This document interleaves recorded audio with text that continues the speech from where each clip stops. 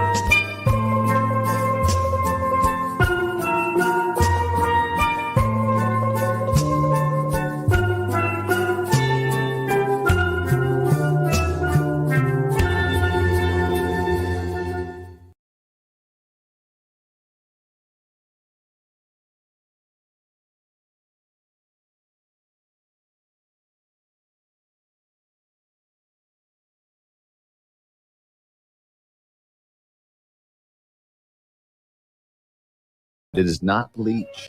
No, it's against something. It's in the bathroom. And it's a French name. Mm-hmm. What do you think it is? 943-1061. And we'll see if we can get an answer to that. I flooded they're like my grandparents growing up. I flooded their bathroom with this object. Okay. When I was younger. It is 7:26 right now. Big news. I have some important news for you. Interesting news. It's Blake and Aaron's Spilling the Tea with Sandy. Cayman's top news headlines of the day from CMR. Good morning, Sandy. Hey, good morning, Blake and Aaron. Morning. How are you? Beautiful. How are you? We are great. Fantastic.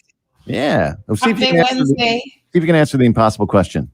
Sales of this, Sandy, sales of this have risen 848% since the beginning of the coronavirus outbreak. It's we've put it down. It's in the bathroom, and you can Sorry, what was the first part of the question? Sales of this have risen 848% since the beginning of the coronavirus outbreak. Shelves? Sales. It's Aaron's ad. Sales. Oh, Sales. sorry. Sales of I'd this. help. Well, God, I hope it's not toilet paper. Well, Let's take a call. It's not Good morning. toilet paper. Good morning. Who's this? Hi, it's Tiffany. hi, Hey, Tiffany. How's it going? What's the answer? Good. How are you? It's bidet. Is it a bidet? It is a bidet. It's a Finally. bidet. Oh. Congratulations. Thank You can What does that have to lead do a with horse coronavirus? to you can lead a horse to the bidet, but you can't teach it to drink. Yeah. I don't know. Exactly. So everyone ran out of toilet paper. No one could find toilet paper, so people were buying. You can buy those little machines. You can like a little attachment. You can transform your current toilet I with would a love- little sprayer I would to love make to it have a bidet. I love that bidet. Oh, I see how it There connects. you go. I totally want a bidet. Hey, hold on just a sec. We'll tell you how to get your prize, okay? Okay, thank you. All right. Sandy, what's up? What you got That's for us? crazy. Yeah, so What? lots of people buying bidets. Do you have a bidet? Aaron? I know, but I'm gonna get them now and attach them to the Sandy, toilets. you have one? No. Okay. It'd be good for the kids. I'd love that. I know. Yeah, I think I could be convinced. yeah. I like it. Yeah, I like the Awesome. idea. Yeah, Yeah. I like it too. I Yes. like it too. What's up? Well, a couple things trending this morning. First of all, 80% of the persons hospitalized are unvaccinated individuals. So we found that out. Okay. Mhm. Yep, we did find that out yesterday. Okay. That's a bit of an interesting statistics, but it's right in line with what we would expect from what we've seen in other jurisdictions, because Mhm. it's anywhere normally from it's normally actually in the 90 percentile. So that's not to be unexpected, I suppose. Okay. We also found out yesterday that the premier is not particularly happy about what he sees as price gouging when it comes to lateral flow tests. Oh, my. Because There's like someone's selling it for like $10 a test somewhere. no, I've seen it for $15. What? Where? Yes, on EK. Somebody trying to make a quick buck. Obviously. Okay. Yeah, so that's a little bit free country. crazy. But he's basically said, let's be reasonable here. This is a necessary item that people need in the middle of a pandemic. Don't force the government to have to price regulate. hmm Yeah. Remind him that if we ever go down into lockdown again, about the price of chlorine. Ugh, it's crazy. Yeah. So civil servants in a CMR exclusive will be getting sort of a honorary payment to just show an honorarium is what they're calling it, to show their appreciation, show the government's appreciation for their hard work during the last year of the pandemic. So hopefully they'll get that in December. They'll find out more about that on Friday, but we got a little tipster yesterday telling us about it. So not sure of the exact amount, but it'll be a one-off payment anywhere between $1,000 and $1,500. And then frontline workers that are vaccinated, the government felt like, they've gone a little bit above and beyond. So they'll get a little extra payment on top of that one as well. That's what I was going to ask. I was saying, well, doing their part is being vaccinated. Yeah. So they get extra. It will be for sort of like non-management level workers in the civil service. So anybody between A and D, which is kind of the top tier of the salary scale, will not be eligible for this payment. So that's good. I thought that was pretty awesome. Yeah. I'm looking at the lateral flow test on EK for $15. Do you see it? I do see it. And the thing that people don't understand is when you sell something on EK, only because we own it now, you have to actually pay to be a business selling something on there. So we'll take a look at that. That's a business though? I wasn't quite sure if that's like an individual who hoarded a few and then they're trying to like double their money. It's different than selling like something from your house, a household good on there, than selling a number of things like phones or something like that. You'd have to actually pay to be able to sell that. So yeah, I don't know who that is, but all eyes are on them this morning. And of course, the CDC announced yesterday, this is kind of big news in the morning. The CDC announced that we are now at level 4 in terms of, they're essentially not recommending travel to the Cayman Islands. Well, I mean, that's what happens when you go from 0 to, 2,000. Community transmission. Yeah, we're in what they went through. They started going through last year. This is And where we are. to be fair, there's some 80 countries on this list, so it's not like we're Most of the Caribbean's on it. It's literally just the majority of the Caribbean. Exactly. We were in a bit of an enviable position before we got to level 3 about 2 weeks ago, and now we're at level 4. But yeah, the vast majority of countries are actually at level 4. Now, do Americans care? By the way, including the UK. Yeah, the UK is at level all of 4. Europe should be at level 4 now because Europe things have taken a turn. I mean, I have to-do lists everywhere too. They don't matter. I mean, when it's if somebody reads that, it's topical, it's a headline. Yes, it might deter somebody from coming on November 20th. There aren't any flights though anyway.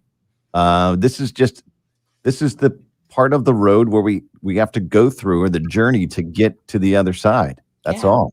And honestly, I feel like we put a lot of stock in this. We read this, but I really do not believe that the average American pays any attention to this really at all. No. Yeah, I think we'll see it peak at some point. We've already talked about it, probably mid-December, and then we should see the numbers start coming down. Yes. Yeah, you've got peak for it to drop. Right. So a lot of people were talking about that yesterday. Like I said, I wouldn't be too worried about it personally. And then the Pirates Week activities some Pirates Week activities have actually been postponed. So the majority. Yeah, I was going to say, what are they doing at all? I mean, I think they should probably just postpone the whole thing. The landing, the parade, and district day activities. What else is there?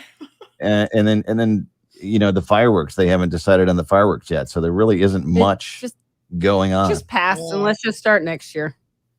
If you're going to, they want to do the 5K swim. I guess it's harder to pass the virus if you're in the ocean at Governor's Beach. And then the race. So, I say let's skip it this year. Gear up for next year. Yeah. Save that money and just decorate with more Christmas decorations everywhere. I don't know. Absolutely. When are those Christmas trees coming, Blake? I'm getting excited. They are on their way. They are they're on a ship. They're on a ship right now. Oh wow. They will travel to Kingston, Jamaica. And then get transferred to a boat that then comes here and should arrive somewhere around the 19th or 20th. Nice. And then we'll get those inspected by the Department of Ag, which is always a painful process. I mean, people don't know that when you open up, you can't open the container until you have the Department of Ag there for the Christmas trees. Well, I'm sure all the nurseries know about this because I'm sure everything that they bring in has to go through this too. But they lay down a white sheet and they make you take out every 10th tree. So in a container is about 400 trees. So every 10th tree, which is wrapped with twine, by the way, they make you cut the twine off, bring the tree out, shake it vigorously on this white little cloth. And then they get down on their hands and knees, and then they look through all the needles and stuff to make sure there's nothing alive. And then they tell you to bring the next tree out. And so that's every 10th tree until the end of all the way back. Wow. Yeah. That's the inspection process here. That's crazy. And by the way, I bought 2 hay bales from the Department of Ag from a container. And did bugs for come Halloween. Out of it? And there was beetles coming out of that all over my porch. Beetles are already here. They're looking for invasive. Anything live.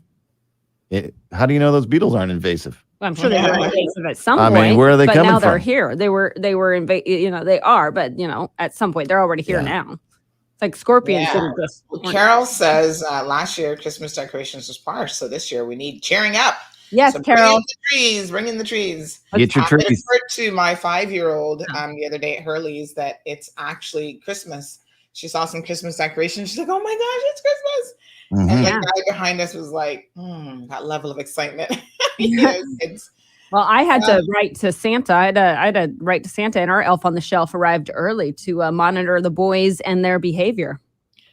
Wow, that's a good idea. I've got one in the car. I'm going to start rolling it at her shortly. She was always excited last year to look to see where it moved every single day. It was so much fun. Yeah. So, but the Christmas tree lot will be at Costuless. Starting looking forward to it. I'll be there. November 29th. Yeah. Nightly snowfalls, by the way. The only place in the Caribbean where you can see snow. Where? At the Christmas tree lot. Costuless. Oh, It's going to be they got a snow. little snow machine. Snow every night. Really? Mm-hmm. It's not a snow machine. It's going to snow. What are you talking about? Calm down. It's no snow machine. Oh my It's gonna gosh. snow right there. Okay, in the Caribbean. Yes, only there, Aaron. It's forecast. It's in the forecast. Okay. All right, guys. Got to ruin everything. Have a beautiful Murdering trees, fake snow, I snow know. machine. I like real snow and fake trees. Meanwhile, you're over there talking about Elf on the Shelf. Just shut your pie hole. Crying now. Oh, you guys are too funny. All right. Yikes. All right. Catch us CMR live on Facebook and YouTube, and we'll see you mañana. Yes, beautiful. Have a good one. You too. Au revoir. All right, folks. So it is Hump Day Wednesday. Can you guys believe it? Is it just me or the days get faster? So beautiful. Good morning to Evelyn. Marshall is here. Olivia. Is it Uhan or Yuhan? Uhan? Andy got it locked in. Thank you, Andy. Colin is here. We've got Wee Wee saying that she enjoyed the show last night with the good doctor and Kevin. It was a very interesting show in case you missed it. All about COVID and diabetes. Very knowledgeable doctor. Diamond Princess Sapphire is here. Chantal, good morning and happy hump day. Richie Rich is here saying good morning from Celine and Richard. Carol was guessing toilet paper. That's what I was thinking too, Carol. Who knew? But it was connected to toilet paper. So bidet, toilet paper kind of does the same job. So except a bidet does it better. Would you ever use a bidet? I mean, I'm not opposed to it. I think it's like kind of like taking a miniature shower, but just for your parts. So yes, I would use a bidet. I don't think I've ever used one actually. Is it just a quick squirt? Is it 15 seconds, 30 seconds? Like, how does it work? I like the idea of it. I think I'd have to feel it to see how it feels. I'm sure it's a little bit different. Good morning, Chantal. Larry's got it locked, joining us from New York. And Miss Vernita is here. Good morning to Sherry. Alice is here. Felicia, Karen, Satish says, good morning, Sandra. You look nice as usual. Thank you. Doing a little bit different with the lips today. Gotta keep it. I put on some moisturizer before, and I think this one is a little bit, it's really got moisture in it. So I probably should have done like a matted look, but anyway, work with it for now. Thank you, Satish. Elizabeth, buenos dias. Miss Carol is here. Again, looking forward to some Christmas cheer. Now, listen, the weather, in case you've missed it, the weather's different. Have y'all noticed? It's a little bleaker during the day, a little bit darker. I think we might get some rain today. And there's a little bit of that Christmas breeze in the air already. I love me some Christmas breeze. Oh my gosh. Oh, this time of year is just gorgeous. I don't like a whole lot of rain, but I don't mind some days where it's a little bit overcast, you know? I'm all for it. I'm all for, give me a little bit of no sunshine for a bit, because then when the sun comes back, you're so happy to see the sun. You really appreciate it. Sherry's having a good laugh. Nothing like laughter. Louis joining us from Detroit. He says, good morning to the CMR Massive at home and abroad. Good morning, Marva. She's watching from the US of A. Where are you in the US? Are you in Florida? How exciting is that? Nice. Okay. Yeah, she's in the travel business, Marva, so she's up and down and all over the place. Good morning to the lovely Krista. Miss Iva is here. Evelyn says she has a bidet and she never uses it. Really? Makes me wonder. Is it something, Evelyn, maybe you can answer this for me. Can it be added to an existing toilet? Like, can you add a bidet fixture, like an add-on? Or do I have to go buy a whole new toilet? Because I don't know about a whole new toilet. But I think if it can be added, it's not a bad idea. Oh my goodness, 35 degrees in Detroit.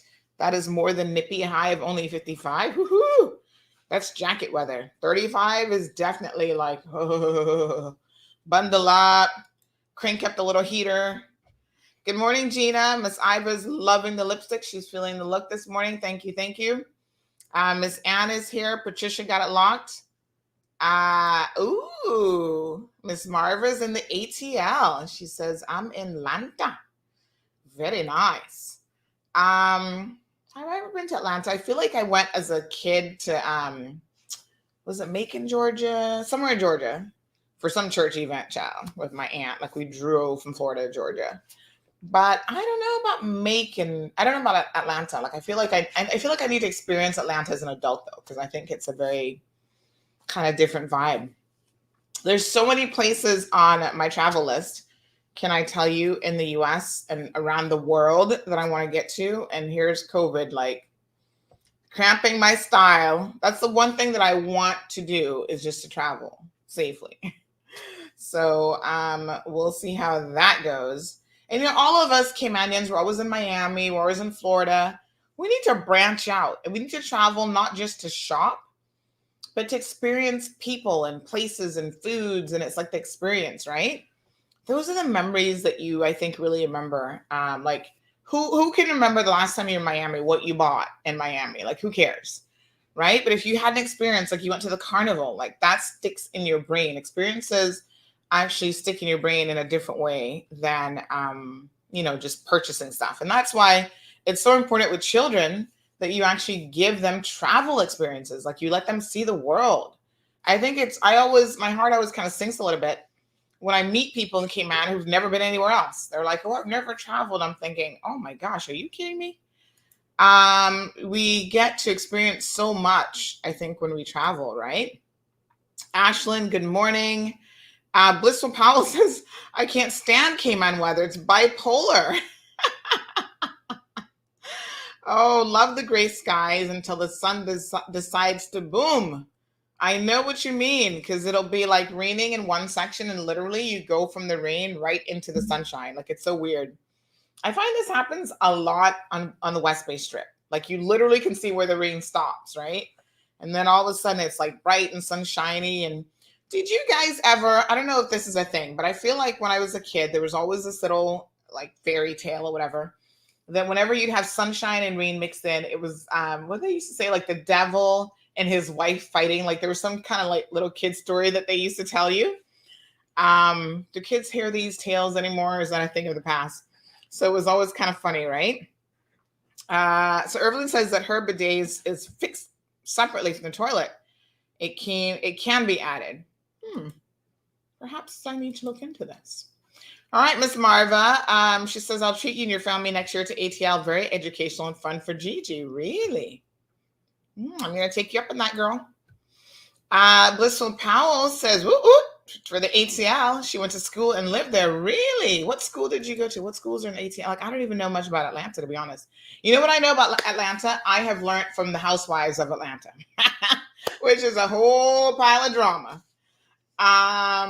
So I probably need to see more than that for sure. Krista says you do have the fixtures. Not sure if they're in Cayman, but you can get them online. Speaking of online, we're going to be teaming up with our partners Aeropost to start looking at some Christmas options. So everybody keeps asking me, Sandy, do like your top 10 items for Christmas? Like what's on your shopping list? What are you into?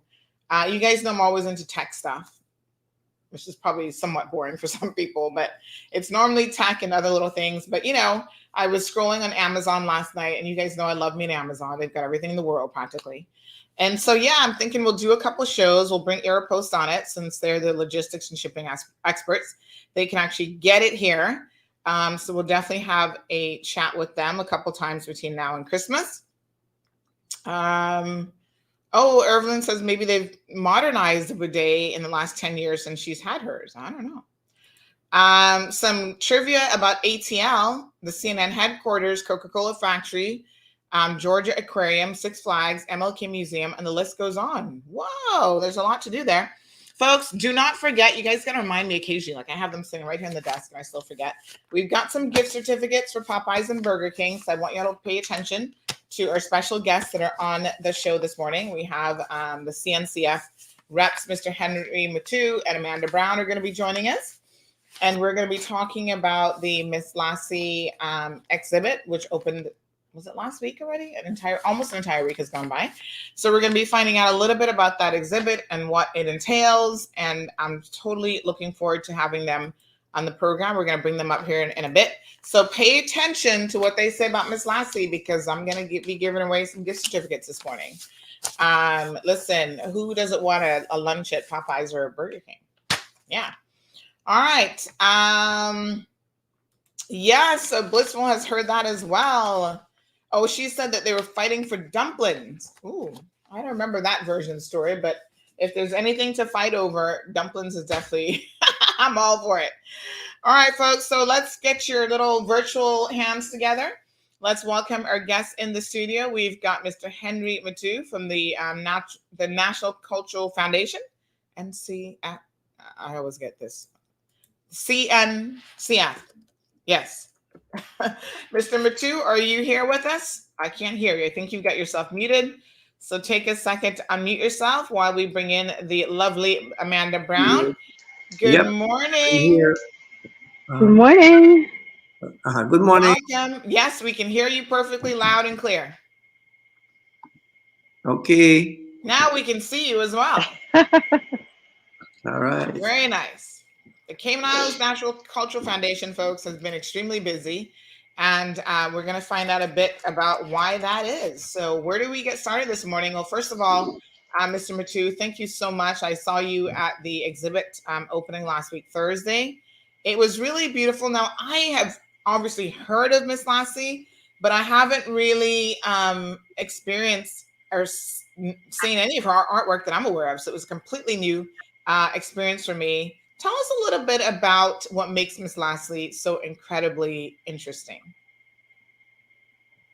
Is that to me or to Amanda? That's for you, Mr. Henry. Well,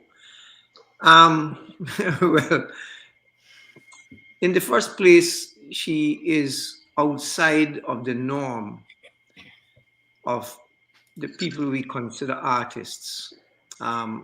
She's not in what you call the mainstream of art. Usually galleries around the world consider certain types of art. And it's only within recent years that serious attention is being paid to what we call intuitive art or visionary intuitive art, but what some established art institutions still call folk art or outsider art. So in that sense, she, being a visionary intuitive, she doesn't fit in very easily to the norms of or the established, what is considered the established art world, which is essentially commercial for most part. So that's one. Secondly, Miss Lassie comes from a generation of Caymanians that date back to the mid 1700s, just before the 1800s anyway. Her father was, her great-great-grandfather was one Charles Christopher Bush. And according to Miss Lassie, he owned quite a lot of the land in South Sound. He was a seaman. Her father was a seaman, master mariner, and so on. So he comes from a long line of Caymanian seamen, and her father built ships and so on. Secondly, she didn't behave in the normal way that society expects people to behave. She had an angelic side, and matter of fact, many of the letters that people wrote from abroad to Miss Lassie, some of which we have, attested to her angelic nature. On the other hand, she could curse, like a parrot who has been trained, and she will tell you off if she had to. She spoke her mind. She didn't let anybody tell her what to think or how to do things. She did everything her own way. She was considered eccentric, meaning to put it nicely, but it means crazy or mad. And so, people teased her and passed the house and children and adults and so on, and people spoke openly about the fact that she was crazy. So those are some of the things that make her different. And then, of course, you have her art.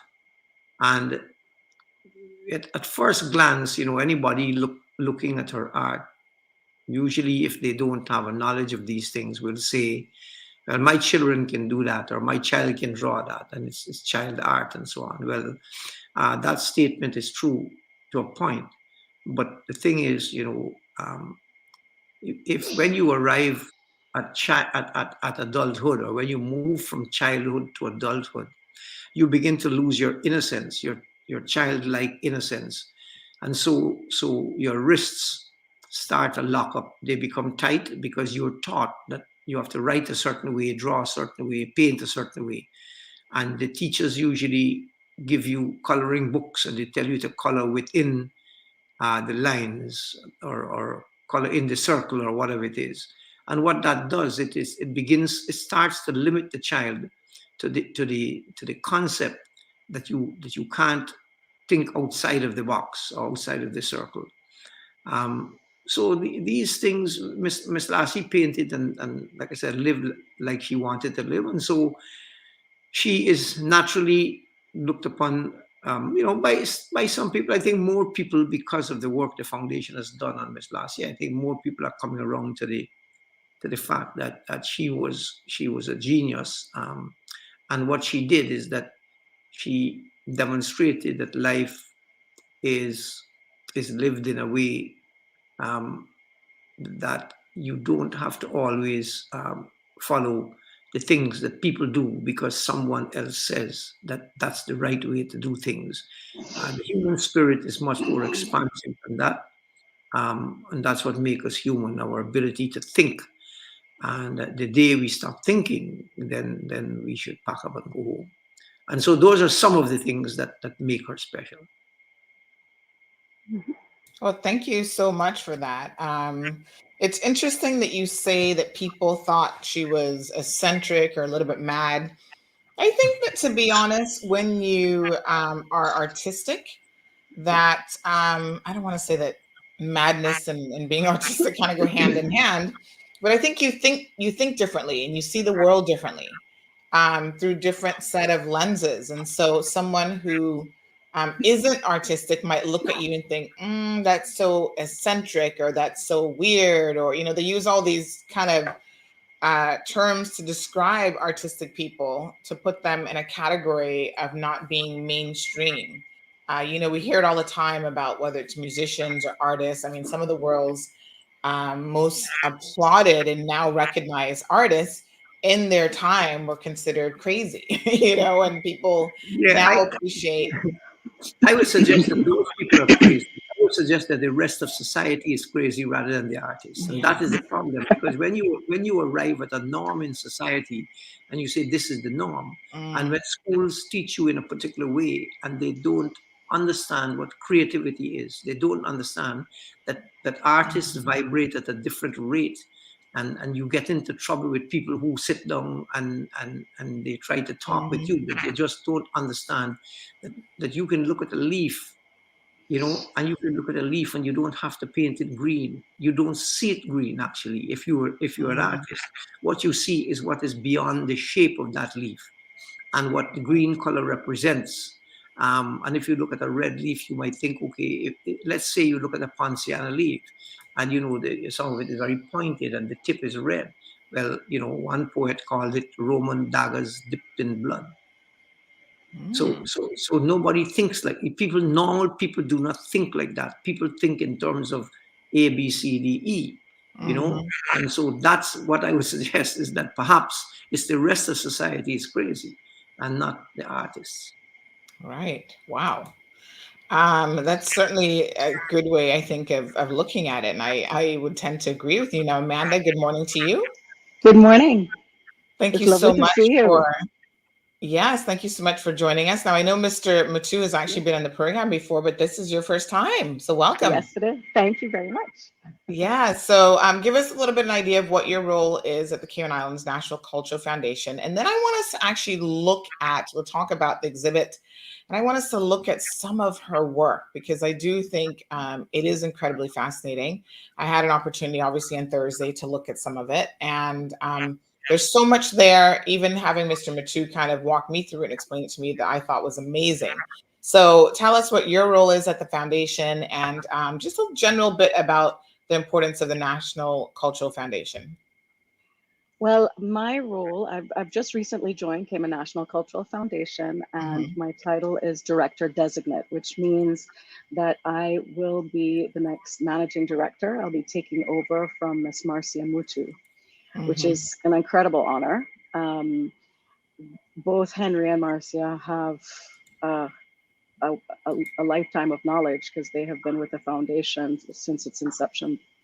And I've learned a tremendous amount already, and every day is a learning experience. Miss Lassie is one of the first projects that I've worked on, and I've found it just so incredibly special and interesting to learn that there is a fourth generation Cayman that passed some 18 years ago that's world renowned as an intuitive artist. I had no clue.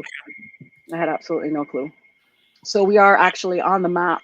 Cayman is on the map for something other than finance and tourism, which is wonderful. You know, there's more here than beaches and money, right? So, and the exhibit itself, I think we've got about 38 pieces in there, and they depict so many things. And from what I've learned, a visionary intuitive artist, they experience visions and then they paint them. So she would get visions and then turn them into art, but not just on canvas either. You saw also, I think most people who live in Cayman have driven past our house at least once in South Sound, and she painted on everything: the windows, the doors, the walls. Apparently she's painted on cars, car windows, mirrors, everything. So I just think it's really cool that we have somebody of such note in Cayman, or as part of our culture and heritage. Thank you. So I'm really enjoying it there. Yeah, so it's exciting. First of all, congratulations on your position and where you're going with this. I think it's going to be very, very exciting for you as well as for the country, because the Cayman Islands National Cultural Foundation, I think, does such amazing work, and they're kind of one of those organizations that does a lot, but sometimes you just don't know what they've been up to and what they've been doing. So this is one example, actually putting on this exhibit so that we can learn a bit more about our culture and our history and who Miss Lassie was and what she continues to mean and how she continues to be incredibly relevant to the landscape of our people, So let's have a look at Mr. Muttoo at some of her work. Now, she started, and I thought this was so fascinating, she was actually a late bloomer in terms of being an artist. And of course, as Amanda just pointed out, this is in part attributed to the fact that she was what's called a visionary artist. Is that the correct term? Yes, visionary intuitive. Visionary intuitive. So break it down for us, for those of us who are not entirely well-versed in the world of art. What exactly does that mean? Well, it visionary speaks for itself. You experience visions, and when you work intuitively, it means that you work with the hand of whatever spirit guides you. You don't work according to what somebody tells you should do. You don't go to a book and look at how to draw perspective. Which most people, when they look at drawings, they want to see perspective, because we see perspective, we just don't know that we see it. I mean, most people don't know that because you don't look properly. If we walk down a street, we don't realize that the lines they're receding, and they will arrive at a point. right? What the level of where you stand. If you sit, you have one eye level, and if you stand, you have another eye level. And then there's a thing called the vanishing points, where your eyes, when you look, your peripheral vision will stop at a certain point, and therefore the lines, again, theoretically, will radiate, or they will come towards that point. So the visionary intuitive, like I said, it's purely on instinct. So if you, for example, if you've never learned how to write, and you write something, you might say that you are writing intuitively, because it's your intuition. You depend on your own understanding of what the world is about, and then you put your thoughts down. And so but to me, the term folk art is sort of pejorative. It's a kind of turn up snobby nose thing that the established art world likes to do. Because only they has the right kind of art. So these people are always put towards the side. When you really examine it, the great artists of the world had both. They were people like if you want to go abroad and talk about Picasso or Van Gogh, it's probably even much more intuitive than Picasso was, in my opinion, anyway. And if you look at people in the Caribbean, like in Jamaica, you have Everard Brown, you have Capo Reynolds, you have Philip Moore, who saw visions. He would sit with you in an interview, and then he would zone out, and you wouldn't be able to talk to him for the next hour. And he would sit there staring, his eyes totally blank, and then he would come back and tell you experiences. So these people, again, because they don't operate within an hour, are crazy. So that's visionary intuitive, and we prefer that name. But I wanted to say just quickly, I know because sometimes we run out of time. It is a measure of the kind of sophistication that we have in the Cayman Islands, and I don't mean this in a way that to say that other people don't have it. But the saving of Miss Lassie's house, the production of her book, the purchasing of 100 and close to 36, 40 of her paintings speaks volumes about the governments, not this government only, but all of the governments that I've been involved with as artistic director of the Cultural Foundation over the 33 years that I've been there. And the fact that they have put the money up for these things speaks loudly about them, because many other countries around the world, you probably won't find this happening. You may find philanthropists, you may find people with a lot of money who are willing to put money into this thing. And we have a couple in Cayman who give other people but don't give the foundation. So and that's fine. But I'm saying I just want to give a nod to those people and to the many people who have helped us along the way to keep this treasure alive. And so to make a long story short, visionary intuition is very important. Thank you so much for that. Yeah. Yeah. Now, can we look at some of her work, and then we're going to talk about the details of the exhibit and kind of what we can expect. So we have one here. And they've all got a description, I should say.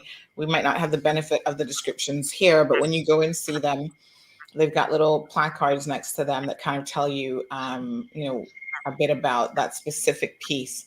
But Mr. Muttoo, if you could walk us through just a handful of her creations. Now, was every single piece inspired by her religious beliefs? Is that part of why we also say that it's visionary in that sense? Well, yes. I mean, Miss Lassie was an intensely spiritual woman. She was brought up in the Christian faith, and her family were Christians as part of the older tradition in the Cayman Islands. And she as a child, she went to church, and as an adult, she played the organ in the church. She sang in the church. She and her sister, Myra. and they sang, and and they were members of the church. As a matter of fact, what she told me, and this is what she told me, I think that the land for that the Little George Hicks Church sits on in South Sound was donated by her family, because they owned all that land around there, and they were members of that church and went to church quite regularly. I suspect that somewhere along the line that she stopped being religious, meaning that she didn't follow their religion as written, or the tenets or the dictates which said that you must go to church, and if you don't go to church and so on, you're going to be damned, and if you don't do certain things. I think she became spiritual. She experienced visions. She talked about visions. She saw Christ coming down in her front yard. He landed in her front yard. If in one of the interviews she talks about it, and what he didn't touch the ground. There were clouds underneath his feet, and he went back. Now, of course, you either have to believe it or not. You can believe it. If it was a vision, obviously it may only have happened in her head. Only she would have seen it. So no one has any evidence that it didn't happen in her head. And people usually can laugh at the thing and say, oh, well, that's foolishness, or she's crazy, or so on. But a lot of the paintings are based on these visions. She read the Bible. She wrote notes all over her Bible. The Bible had like a second Bible written in it. There were little, every page, not every page, but you know what I mean, had notes. And so a lot of these paintings were inspired. The one we're looking at here is, it's the Jesus's agony in the Garden of Gethsemane, and it's called "He Knelt on the Ground," and you can see the tears or the sweat that is droplets of blood that's coming from his forehead there and his head, and he's praying, and then his three disciples are there, and you can see that they're sleeping. If you look at their eyes, their eyes are closed. And if you look at his eyes and the angel's eyes open, and the angel appeared to him. There's a similar painting to this, which was done about the same time, because the styles are the same. The way she used color, the way her brush work, and so on, and they're about. So I would guess they're done at the same time, because she didn't date her work. In any case, this painting is a sort of, if you want to call it, a visionary capture of the moment as she saw it anyway, with Jesus praying just before, I think, Pilate and his men, the Roman guards, came for him. Her paintings have a lot to do, and this is my theory. The next book I'm doing is called, on her, it's called Second Sight. Intuitive people have people who have second sight, who see beyond what we normally see. And so that will talk a little bit about the real meaning behind a lot of these paintings. And at one exhibition I did, which the foundation, we had the exhibition staged at the National Gallery. The exhibition was called Prayer Canvases. And so the theory is that Miss Lassie had a very tough life, a very difficult life, many times very happy. But because of that life, what she was painting, she was always praying. She says she was the biggest sin in the world, but she wants Jesus to always be by her side and to save her, to take her with him into heaven and to hold her hand. And there was a painting which we put on her grave. If you ever go to her grave in South Sound, you will see it. It's etched onto the marble headstone, huge headstone. And the painting has been etched there. And I think the painting is in the exhibition, and it's called He Leadeth Me. So yes, the paintings are inspired, the visions are inspired, I think, by her readings of the Bible. And secondly, or perhaps equally, they are pleas for help, they are prayers for healing, they are admonitions to Christ or to God when she was suffering, asking why me, why do I have to suffer, asking for health and so on. If you look at the paintings carefully, you will see that most of them have that kind of, or one can interpret them that way. There are some paintings which are not to do specifically with religion or with themes that are inspired by the Bible. There's one piece there, the history of Cayman, where she kind of visually summarizes Cayman's history in terms of the major events. So I'll stop there with this one, and then if there's anything else you want to know, you could. Thank you so much. Now, I noticed that a lot of her paintings have three men. Is that something that I'm just picking up on that actually exists, or is that just in my head?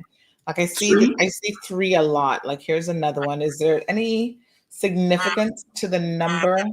Well, not well. I mean, unless they're her two parents and her father. Right. I haven't gone deeply into the interpretation of the works as yet. I have another year to try to complete the book, but that is something. Yes, you're right. She did a lot of numbers also. If you look at some of there's a painting which I didn't show, which will probably be in another exhibition, and it is called A Glimpse of Heaven.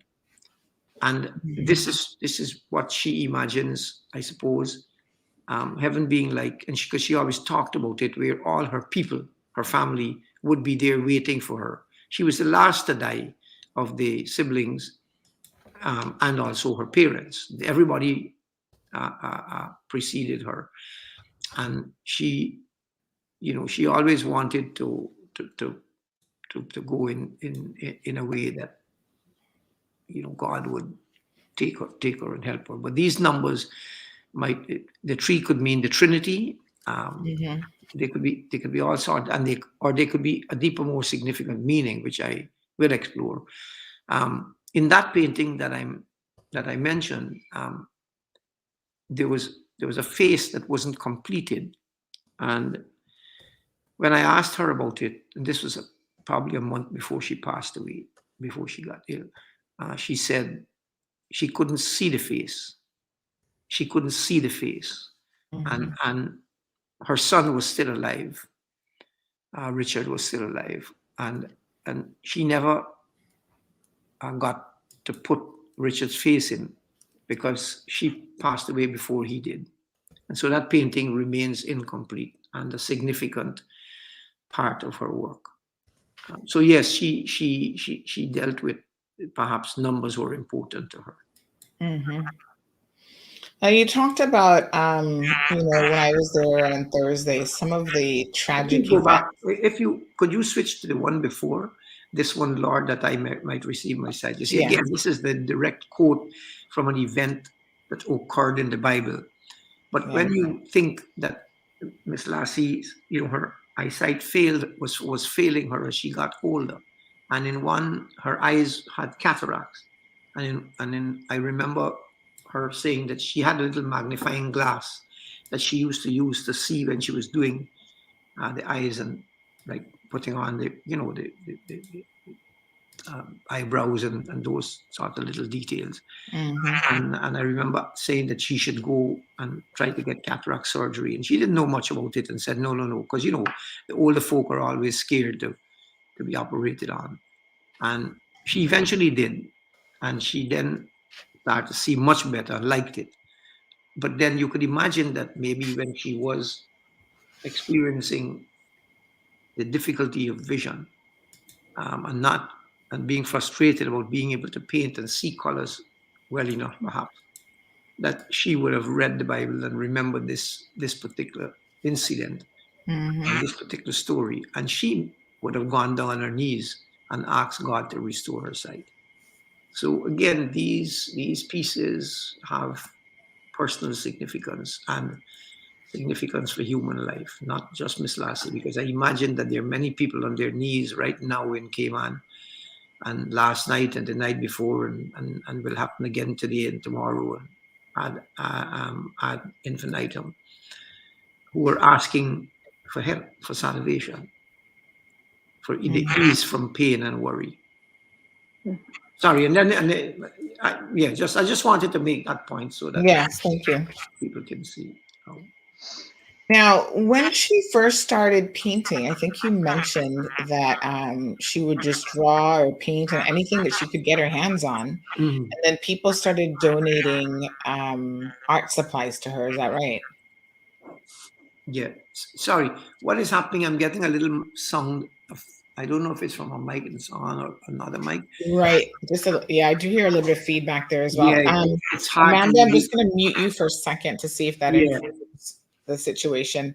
But no, I was just asking in terms of, how she got canvas and started doing some of these things, that initially my understanding is she was just kind of drawing and painting Yes. on her own. Yes. And then people eventually started to notice her work and made donations, such as art Yes. supplies, pieces of Yes. canvas, and so on. Yes.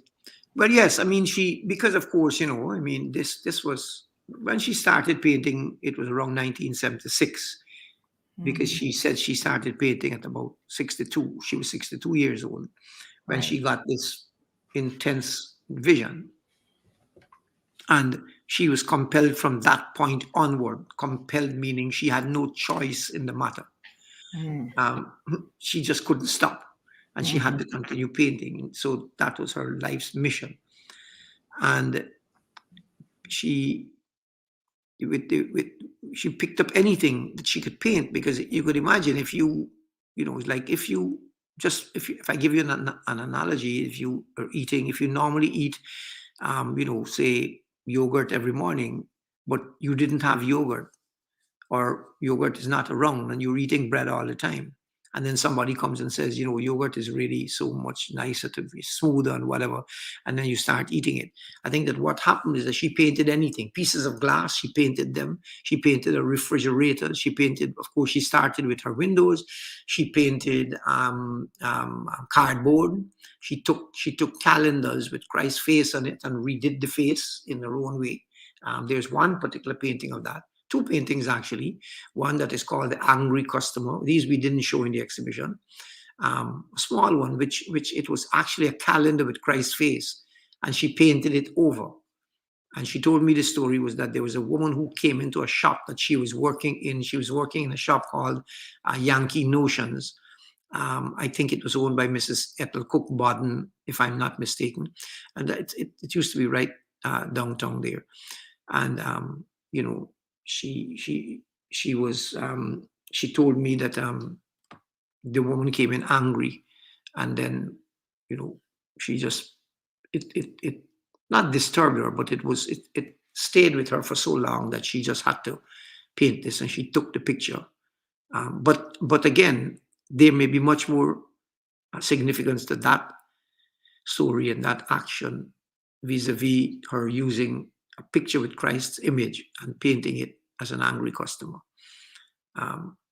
There are instances in the Bible. I'm not a biblical scholar, but Jesus did get angry, I think, when he went into the temple, the money changers, I don't remember, and upturned all the tables, etc., when people were doing it, as he said, in God's house.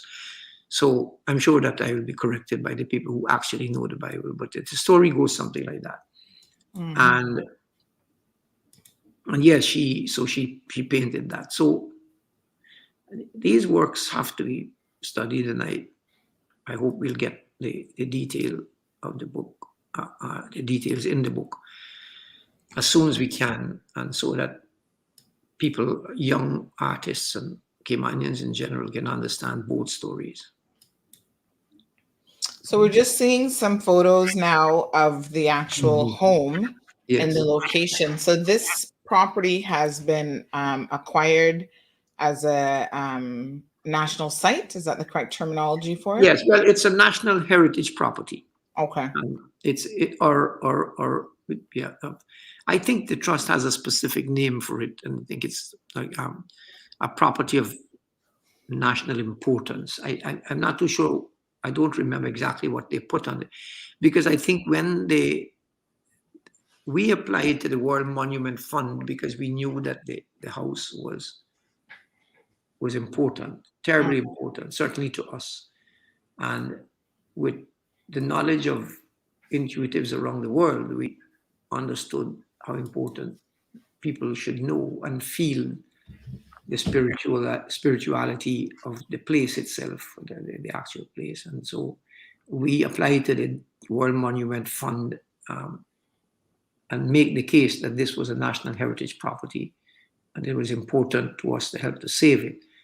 And they agreed with us and they put the house on the 2012 Monuments Watch List, which simply says the World Monument Fund doesn't really give money. What they do is they give you the leverage. Getting on that list gives you the leverage to be able to raise funds so that we can then say to people, well, if the world thinks this of Miss Lassie, why can't we think the same or even more of her? So when we went to the government, I think it was Mr. Tibbetts was the lead of government business there, or I think that's what it was called at the time. And, you know, it's a long story about how we eventually got the house, but we eventually got it.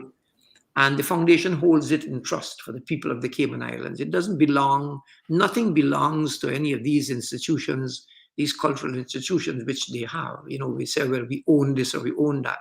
But technically speaking, everything that we own, so to speak, is in trust, is held in trust for the people of the Cayman Islands. This property belongs to the people. And eventually the people are going to have to protect it so that, you know, we don't run short of money sometime and decided that, you know, in the next 10 years, it's worth $50 million and let's sell it or let's put up a new 10-story building in where the duplex is now. I'm not against development, but I think that there are certain things that must remain sacred. You know, one of my tutors in college, just as a quick story, when I did the book and I wrote her, because I'm still in contact with many of the people who were so kind to me when I was studying art and design. And I sent her a copy of the book and she wrote back and she said the same thing. She said, I imagine this all white building is a cathedral where people will come in and feel a sense of spirituality. And many of the people who visited Miss Lassie house said the same thing. They wrote, I mean, the greatest carnival designer in the world, who has won everything and designed the Barcelona Olympics, I took him to see her, Peter Minshall, and she did a painting for him. And he said, you know, it's like it changed his life. It made him think differently. And he was a great artist who has done 2 Olympic opening ceremonies, World Cup opening ceremonies, Miss World and so on. So we I think in general in the Cayman Islands are fortunate, and this is why I said earlier that it's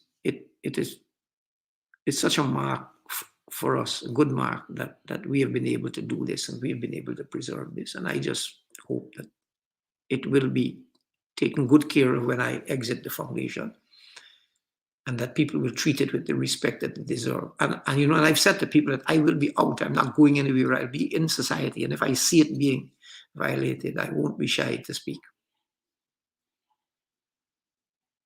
So much for that. And so, folks, there is the Miss Lassie's house and gallery. There's the actual workshop gallery and gift shop. And of course, there's the traditional Cayman garden.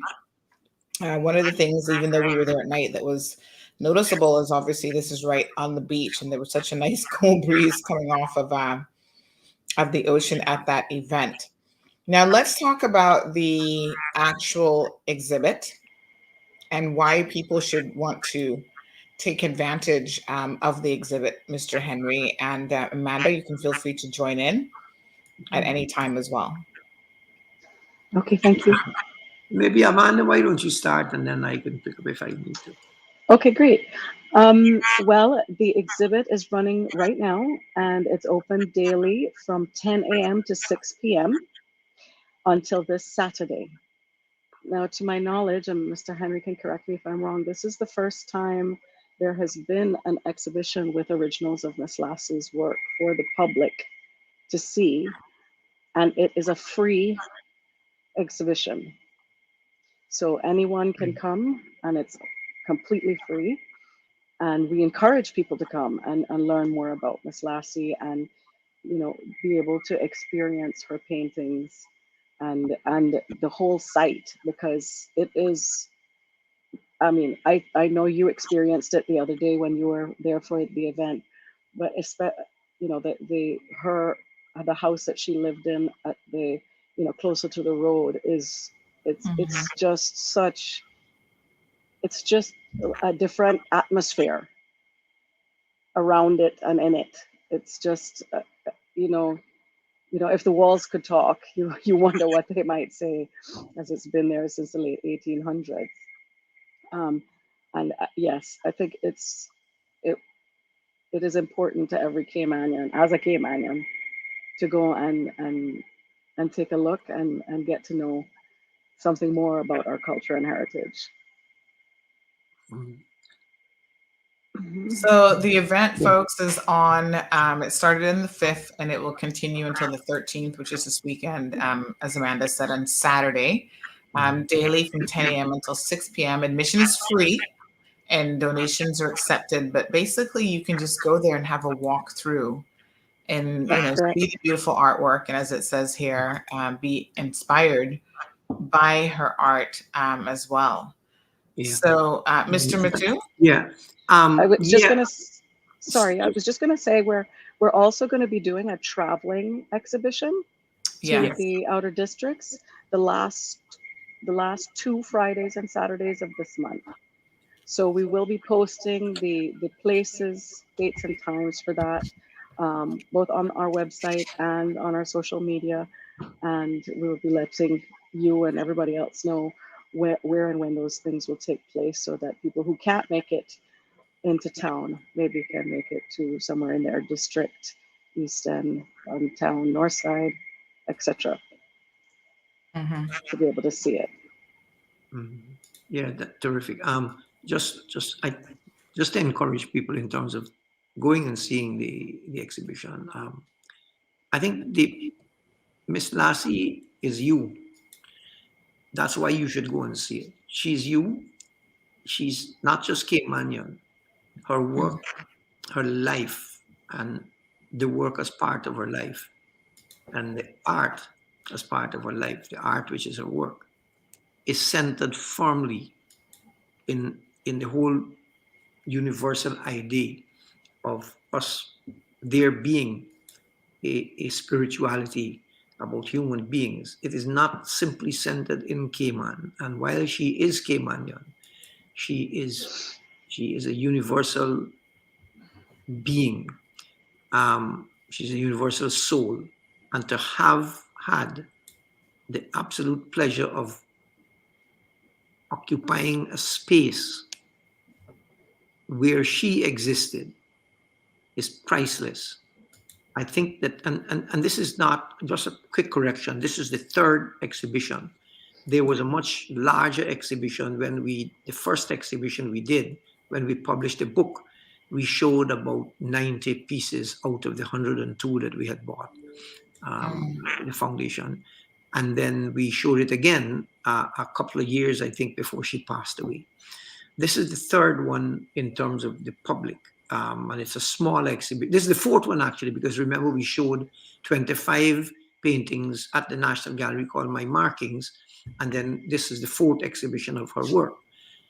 My own feeling is that the work should not be made common. In other words, it shouldn't be showed every single day. You show it, you encourage people to come, and then you run the exhibition for a period of time. I would have hoped that we could do this one much longer and let it just run, because people not everybody can come out at will. But I really would encourage people to go and to set foot on that sand, which carries the history of this country, the history of the seamen, the history of a family that did all kinds of things. I mean, Miss Lassie, this is not private knowledge. But one of her brothers made money from during the prohibition time, running rum, as they call it. They used to call it rum running, and she was not shy to say that. So one should go and see oneself, and she represents the best of what the people of the Cayman Islands are. Yes, you can call her crazy or whatever, but I just would encourage people to go and sit with these paintings, go and stand in front of them and look and think deeply. And I'm sure that her spirit still exists and still lives and moves around that house. And it's interesting because I on the Thursday after the exhibition, I went to bed and I slept, and then on the Friday I had this dream where she appeared in the yard, and she was smiling. She was a young girl. She was like probably in her 20s, maybe, smiling and spinning, and she was spinning, and my interpretation of it, and it was just a dream. I don't claim any visionary or anything, being a visionary, but I think that if one could think of anything else, that she was pleased with the work that we did, and I just hope we get as many people as possible, and particularly young ones, who would just go through. And it doesn't have to be explained to most people. You just go and you sit with it. And what would be wonderful is if you will take from those paintings what you bring to those paintings, which is what usually is the best thing for people who go to galleries. When you go to galleries abroad or in most places, there's no one walking around behind you telling you what the paintings are supposed to mean.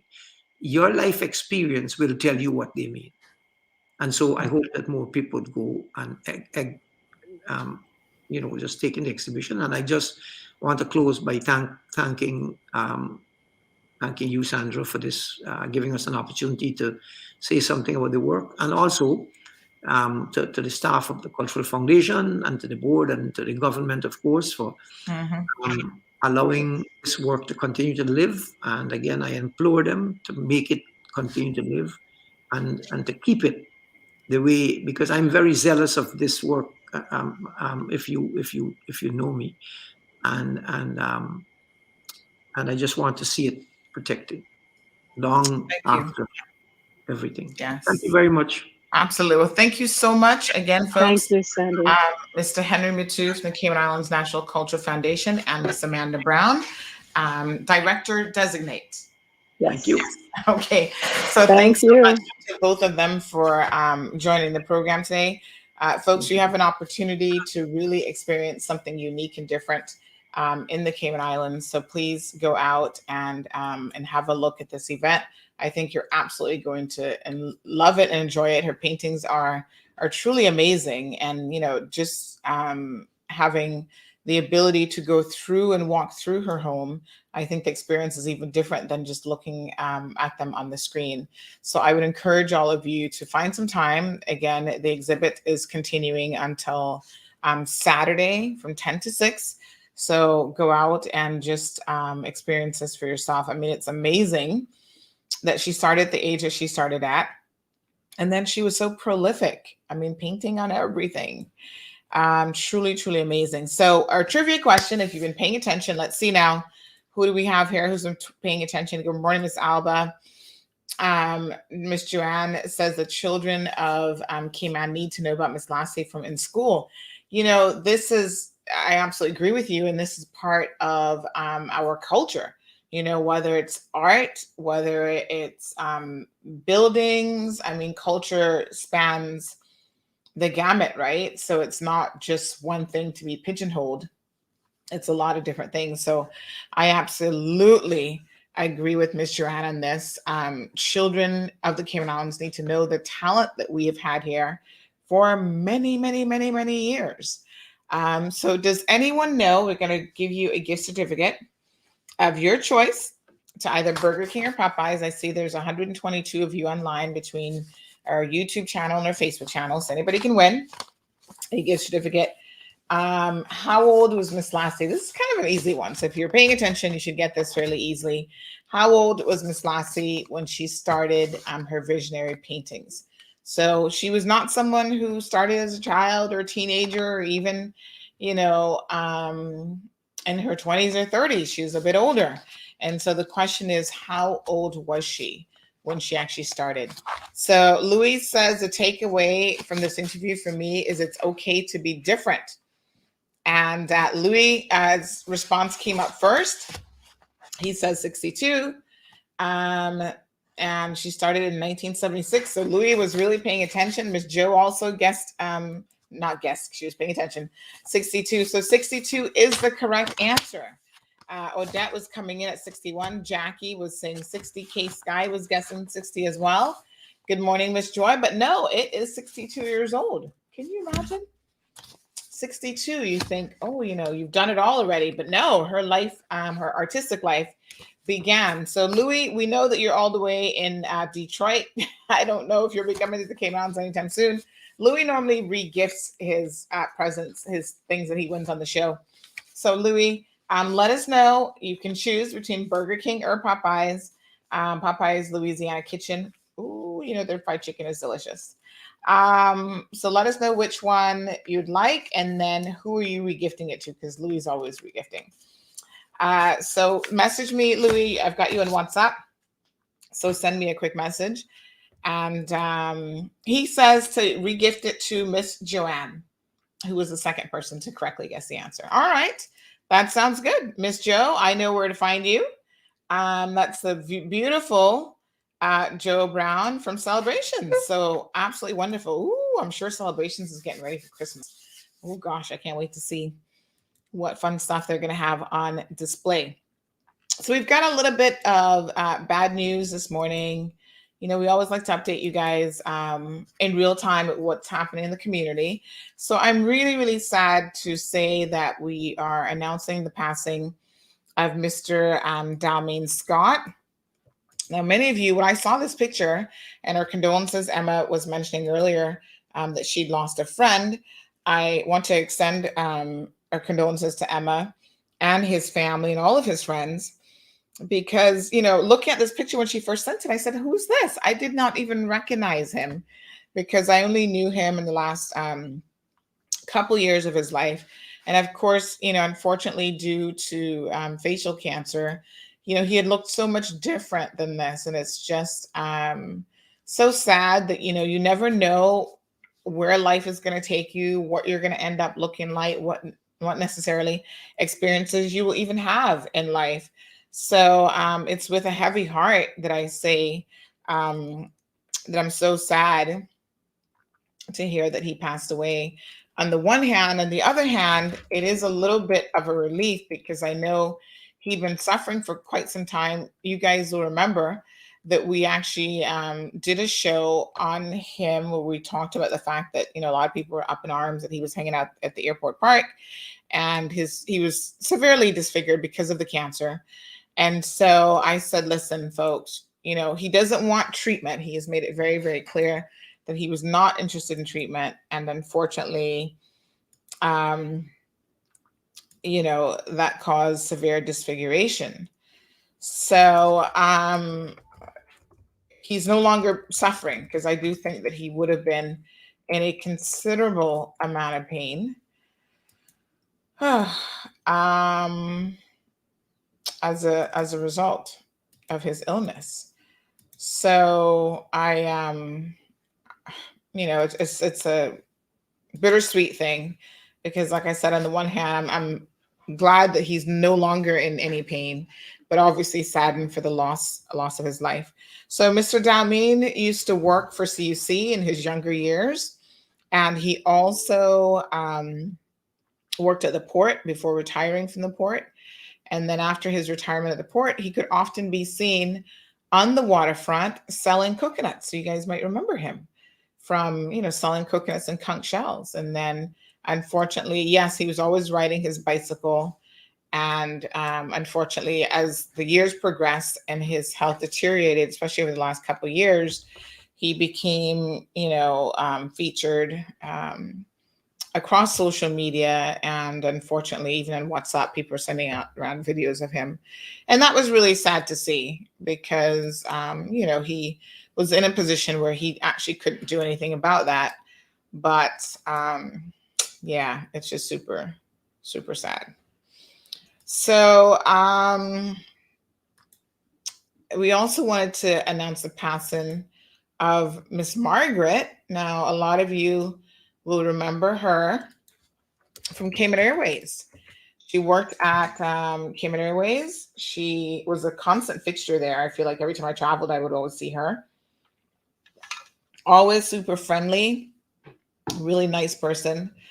And unfortunately, she passed away yesterday morning, from what I understand as well.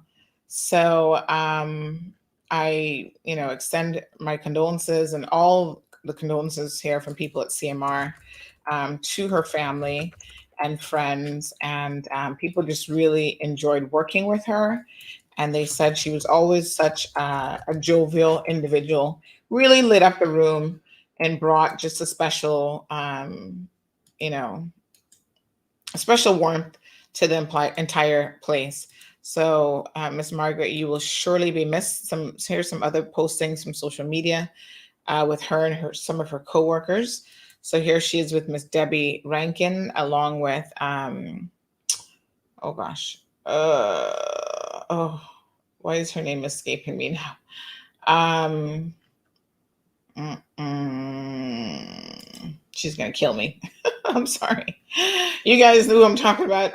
Help me out with the name here. Debbie and oh my goodness, I just had a brain fart from Cayman Brack. It'll come to me in a second. Don't worry.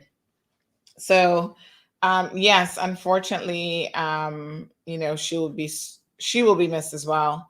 Always just Miss Maggie was just always so just always like super nice. Just amazing person, really. So yeah, our condolences definitely go out to her and her family as well. Sad, very, very sad. Patsy, yes. Oh my gosh. Patsy's gonna kill me. So there's a number of pictures that were posted with Miss Maggie, and there's one here of her and some of her coworkers that really just made me laugh, because I think that this sort of summed up her jovial personality, always in a good mood, extremely jovial. And we understand that she unfortunately has passed away after an illness as well. So, folks, I guess we all have to go down that road. Nobody knows the time or the hour, as they say. It is what it is. And it's never easy for loved ones to lose someone that they care about under any circumstances. And I think as a community, because Cayman is so small, we always feel the loss of, our community members a little bit more so. It's just one of those things that you have memories with them, even if you didn't know them particularly well. You can remember, oh wow, I remember seeing this person here. Or like I said, every time I would travel, Miss Maggie was always there with a nice smile on her face. So we again extend our condolences to Margaret Carmola's family. So I'm sorry to be the bearer of bad news on that front. But I just wanted to make sure that you guys were aware of what was going on. So thank you so much. Patricia sends her condolences to the families and friends of Mr. Scott. And Natasha says condolences to the family of Miss Margaret and Mr. Scott. Patsy was the name that was just, Patsy's going to kill me. Don't tell her. So yes, she was just a fixture there at Cayman Airways for many, many years. I don't know how long she lived there, but I feel like worked there. I feel like it was a really, really long time. Morning to Odette. Good morning, Donald. Donald says that she had the same good face every day, no matter how rugged the road was. Rest in peace. And Odette says she is my auntie-in-law. Oh, wow. Very sorry to hear. So John sends his condolences as well. Donald sent his condolences. So yes, it's a very, very sad situation for both Mr. Scott and Miss Maggie. All right, folks, we're going to have Miss Heather Bodden joining us in a little bit. Hopefully. I know the last couple times she's been so busy, actually. So someone just sent me a book that they said should be in every Caymanian's home. Someone says that Miss Maggie would have been family to me, actually, as a cousin on my father's side, which I would have thought it would have been my mother's side of the family. Isn't she down from the east, as they say? We have, we're family to all the people from Georgetown, really, as far as I'm concerned. Everybody from Georgetown, hello, cousin. How you doing? So someone sent me a book here, and they said this is a book that every Caymanian should have. The Cayman Islands in Transition, Politics, History, and Sociology of a Changing Society. Mr. Roy Bodden is, in my opinion, probably the most prolific Caymanian author. He has written some amazing pieces. And earlier this year, his work was featured in that symposium. And I know that we had some of the participants in the symposium. People were analyzing his work. And it was really an amazing tribute to him as an author in his own right. And also, I think, just amazing for Caymanian people to see one of their own being highlighted and featured in a multi-day symposium with numerous guest speakers who talked about the influences of Roy Bodden's work on the Cayman Islands. And this is really amazing, even in terms of culture and our history. So yes, very, very amazing indeed. So thank you for sharing this text. I don't know if it's in publication, sorry, or how easy it is to obtain, but yeah, most definitely. Thank you.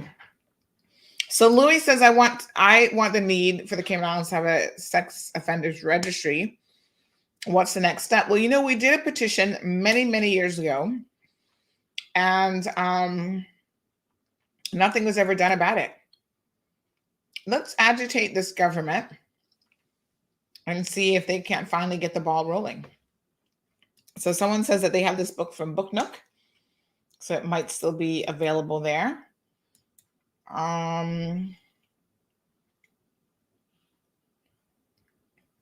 Yeah, okay. So Book Nook might be the place to have a look for it. Thank you so much. All right, so let's talk about, until Miss Heather comes on, let's talk about, folks, a little things that have been trending in the news. So of course, folks, as you well know, the Cayman Islands is now on the CDC's list as a level 4.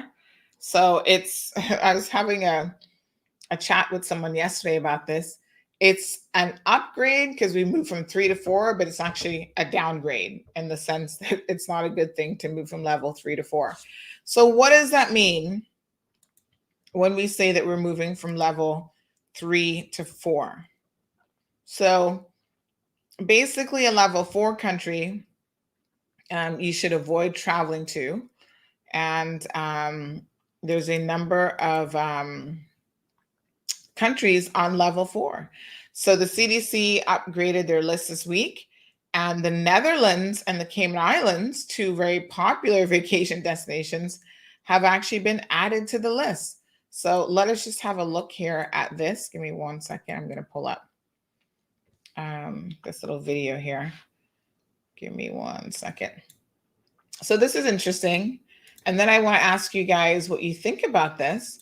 If this is something that you believe will actually impact us in any meaningful way. Like, how many of you, Louise in the States, for example, do you think people are impacted by the do not travel advisories? Well, I'm going to tell you what my opinion is here in a second. But have a look at this video. Let's have a look.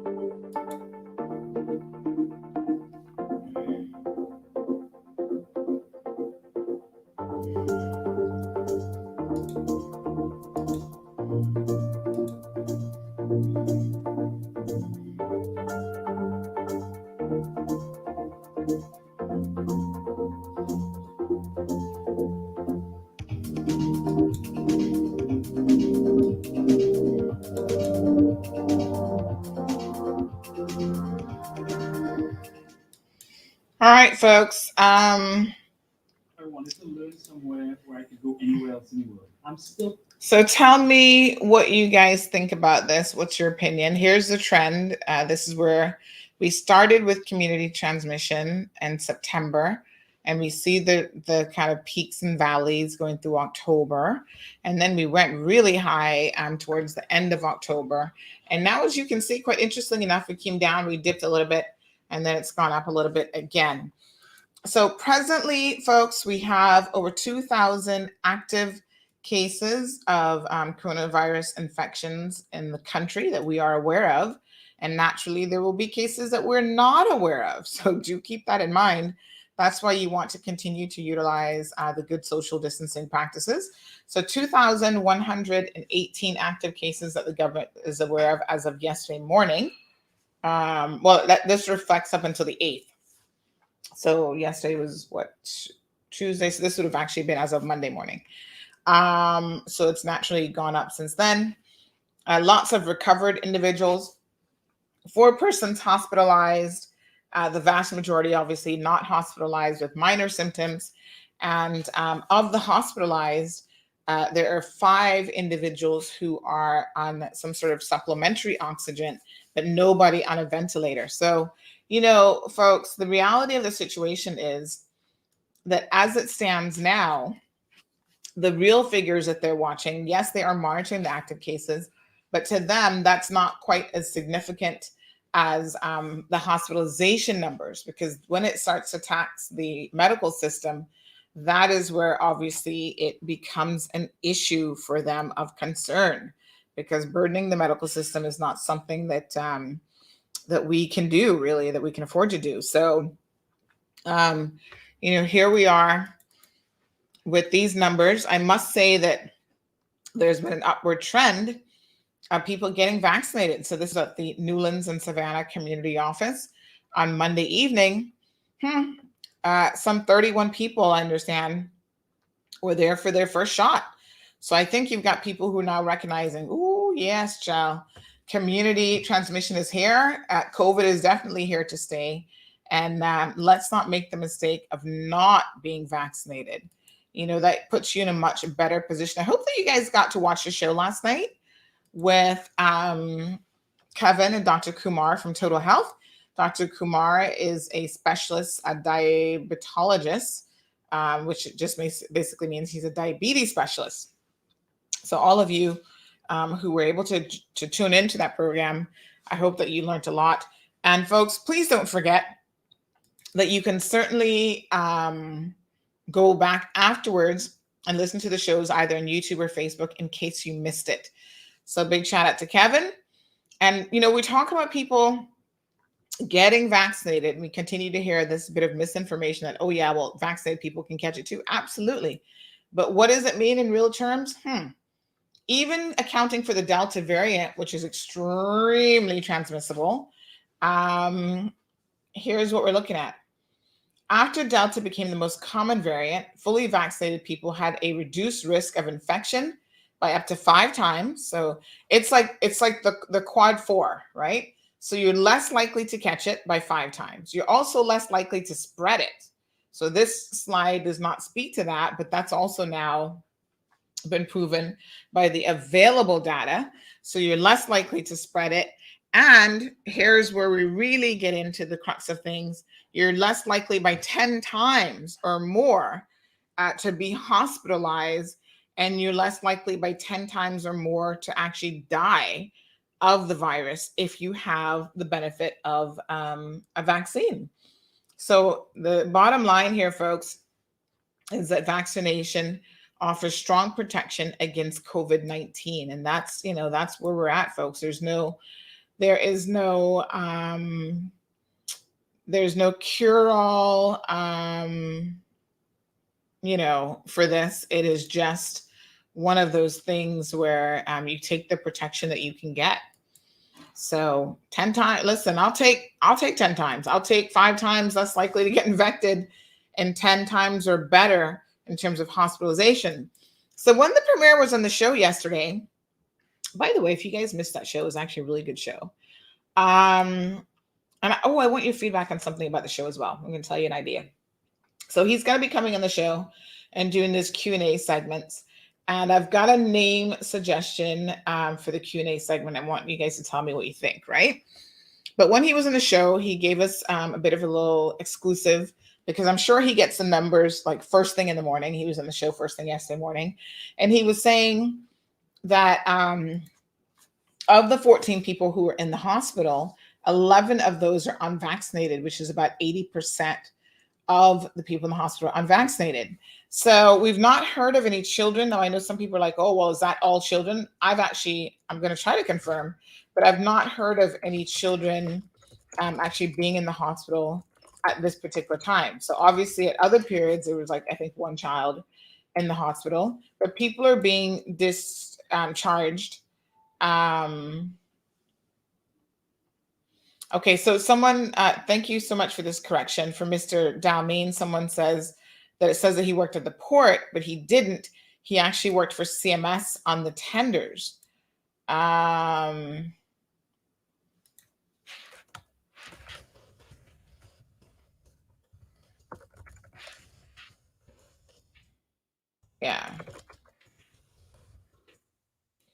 So just a little bit of a correction.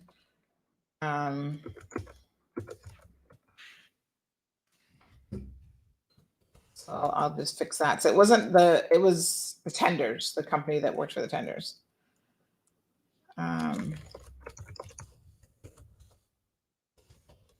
So apparently he was in hospice care for a couple weeks. And I think leading up to that, he was kind of in and out of the hospital as well. But, we all knew that he did not want to be in the hospital as long as he could get up and keep moving. Yeah. So let me just fix this. He worked it's called CMS on the tenders. CMS, I'll just put CMS at the port, because when I say tender, you'll be like, what, chicken tenders? Okay.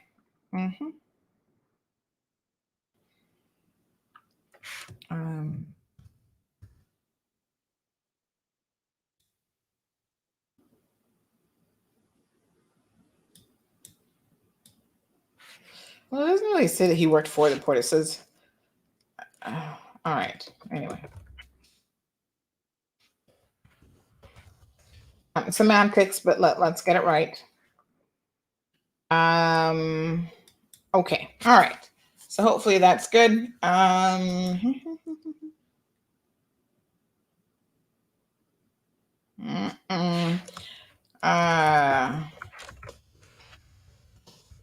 So someone has just written in and said, I'm hearing of persons, government employees as well, who are doing the LFT test and not reporting a positive, but are instead showing a negative test done earlier to their employers. People are also doing the same for students as well. No wonder the virus is running rampant. Some people cannot be trusted to police themselves. How can this be stopped? Well, this is the difficulty of a situation like this. I mean, this is really unfortunate. This is like people who will, go as far as faking COVID certificates, like vaccination certificates, and that sort of thing. So it's just, listen, if people don't understand the dangers of lying and being deceptive and dishonest about their status and how that impacts the rest of the community, then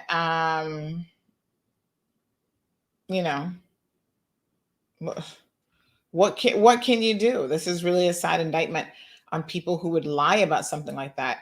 I know we had to do a lateral flow test for my daughter's school, and we didn't even think about, we had to do one Friday and one Monday. We didn't even think about, what if somebody doesn't believe us? What we actually did was, when my husband did it and we got the results, we put it right in front of Alexa, and Alexa has the time and date on it. And we sent that to the school so they could know that this wasn't Friday's test results. This was actually the current one. So to me, it's like weird that someone, I'll actually show you what my husband did. He's so ingenious with certain little things. Because to be honest, I would not have thought about this. But, he wanted to show that this was Monday. And so Monday morning, here it is. This is her test result. Monday, November 8th at 7:09. Maybe employers need to wise up to this little scam, because that's what it is, if that's what's happening. And you've got to show, but then again, what would stop me from using the lateral flow test from another day and putting it in front of, you know what I mean? People will always find, to that viewer to the program, it is quite unfortunate, but people will always find a way to scam the system. What can I tell you? They're only in the end scamming themselves. You know, those are the same people who are going to get sick and end up getting COVID. You know, I just don't know. I just do not understand it. It's just absolutely stupid. Thank you, Mr. Donald, for the compliment. Mona says a good immune system is the way. Well, folks, without a doubt, a good immune system for anything that you get, whether it is cancers or diabetes or any other illness, will certainly help. You know, the better immune system you have and the stronger you are, that's great. Do most people have a good immune system? I guess good enough where they're not dead. Do most people have a great immune system? No. I don't know why y'all be lying to yourselves. Ooh, I'm going to have some soup today for lunch and that's going to fix my immune system. All the fried food, the unhealthy food, the lack of exercise, you're vitamin D deficient because you don't want to go out in the sun and get a little tan. Listen, the skin bleaching some of y'all engaged in, the too much alcohol drinking, some of you smoke, some of you having too much sex. Is there such a thing as too much sex? Maybe.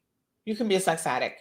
You know, like if I went through all the long lists of things that impact your immunity in a negative way, then, you know, I don't know how many people can claim to have a great immune system. Like I have seen some of Keyman's pro-choice, aka anti-vaxxers, talking about, oh, drink a cup of soup. That's going to help your immune system. And I'm looking at these same individuals and I'm thinking they're no healthier than anybody else. You can drink all the soup in the world, honey child. You don't even exercise. Like you could even run from here to the top of the road without probably passing out. How great is your immune system? Like there's a lot of things that factor in to that immune system. So I don't even know what people try to give their immune system a little bit too much in terms of props. Do what you can do. Eat your vegetables, drink your vitamin A, whatever you got to do. Definitely try to help your body. You know, do whatever little, I don't know, whatever teas you want to be drinking. But the truth of the matter is, if you get a real serious COVID infection, none of that's going to help you. Works. It ain't going to help you. COVID will take your ass out like I don't know what. So let's not kid ourselves. Yes, do all of those things. So the CDC has a number of European countries on its list as well, not just us. The Netherlands, what? So they've raised us and them to the highest level. Right now in Europe, Europe is actually the new hotspot. Every single country in Europe and Central Asia, according to the World Health Organization, which they said this last week, the regional director is facing a real threat of COVID resurgence, already fighting it. The current pace of transmission across the 53 countries of the European region is of grave concern, is what he said.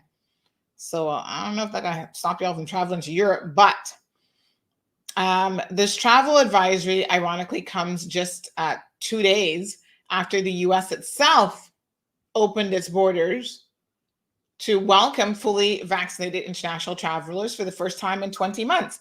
Now, initially, there was some misinformation that this did not apply to people from the Cayman Islands. I do not know why y'all think you're special. You're not special in any way, shape, or form. Not when it comes to the US and travel. So, yes, folks, Cayman is included in that number as well in terms of if you're traveling to Miami or anywhere in the States, you had better be fully vaccinated. Oops. If you missed that article, Cayman Airways did a press release reminding people, don't embarrass yourself and show up to the airport as an unvaccinated individual, because if you do, you will not be able to get into the United States of America. Now, someone was asking yesterday, what are they supposed to do? Because they had an allergic reaction, anaphylactic reaction to the vaccine, and they said, how am I supposed to travel? Well, I don't know.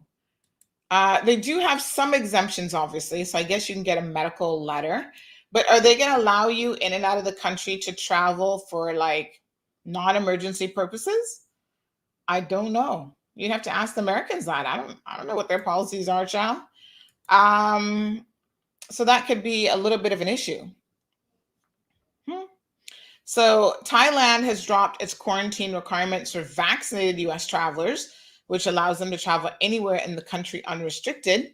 And of course, I think Thailand has now been moved to level 4 as well. The United Arab Emirates was lowered to a level 2, which indicates a moderate level of COVID-19 transmission. So as you're waiting on Miss Heather to come on, let me just ask you guys this question. You tell me the truth. Do you believe that this CDC warning to Americans will stop them in any way, shape, or form from traveling? Almost every single Caribbean country was on the list. Jamaica. And where's Sandra in Fort Lauderdale? I just saw Sandy vacationing in Jamaica. She looked like she went there for her birthday, and she had a fabulous time, child. Sandy Mundi, big shout out. Happy birthday. But yes, she was celebrating her birthday, and child, she looked like she was in Jamaica for at least a week. And they have been on level 4 for God knows how long. I feel like Jamaica was always on level 4. Tell me real quick, 1 minute, we're going to bring Heather on. Do you guys believe that the CDC warning is going to impact anyone's decision to travel or not after they've been cooped up for probably almost 2 years? I don't think Americans care, child. Have you looked in America? They're out and about, they're shopping, they're doing the most. Carol says, I don't think there's a law in place to stop people moving around and positive, and not sure how you would have a law. Quarantine breaches aren't being prosecuted, so can't control COVID positive people. Well, I wouldn't say quarantine breaches weren't prosecuted. Sometimes they take a minute to get into the system. But anyway, anybody thinks that Americans are not going to travel to Europe and the Caribbean after seeing this warning from the CDC? I don't think so. So after 600 days since the U.S. closed its borders, Virgin Atlantic posted a video of their staff waving American flags of their crew members, wearing party hats, including one crew member who wore a Statue of Liberty headband. And they said that they returned to New York with a plane full of very excited passengers. That's what they tweeted on their page. And they're thrilled to have worked with British Airways on a historic dual takeoff to mark the occasion that Brits are back. Hashtag Brits are back is what is trending on their Twitter pages. So Lufthansa also celebrated the resumption of international travel by tweeting a video bringing travelers around New York City, showing off famous attractions like the Brooklyn Bridge, Times Square. And they said, let's start this week with good news. This is what the carrier said on their Twitter page. It says, from today, entry into the USA is possible again. So people are so excited.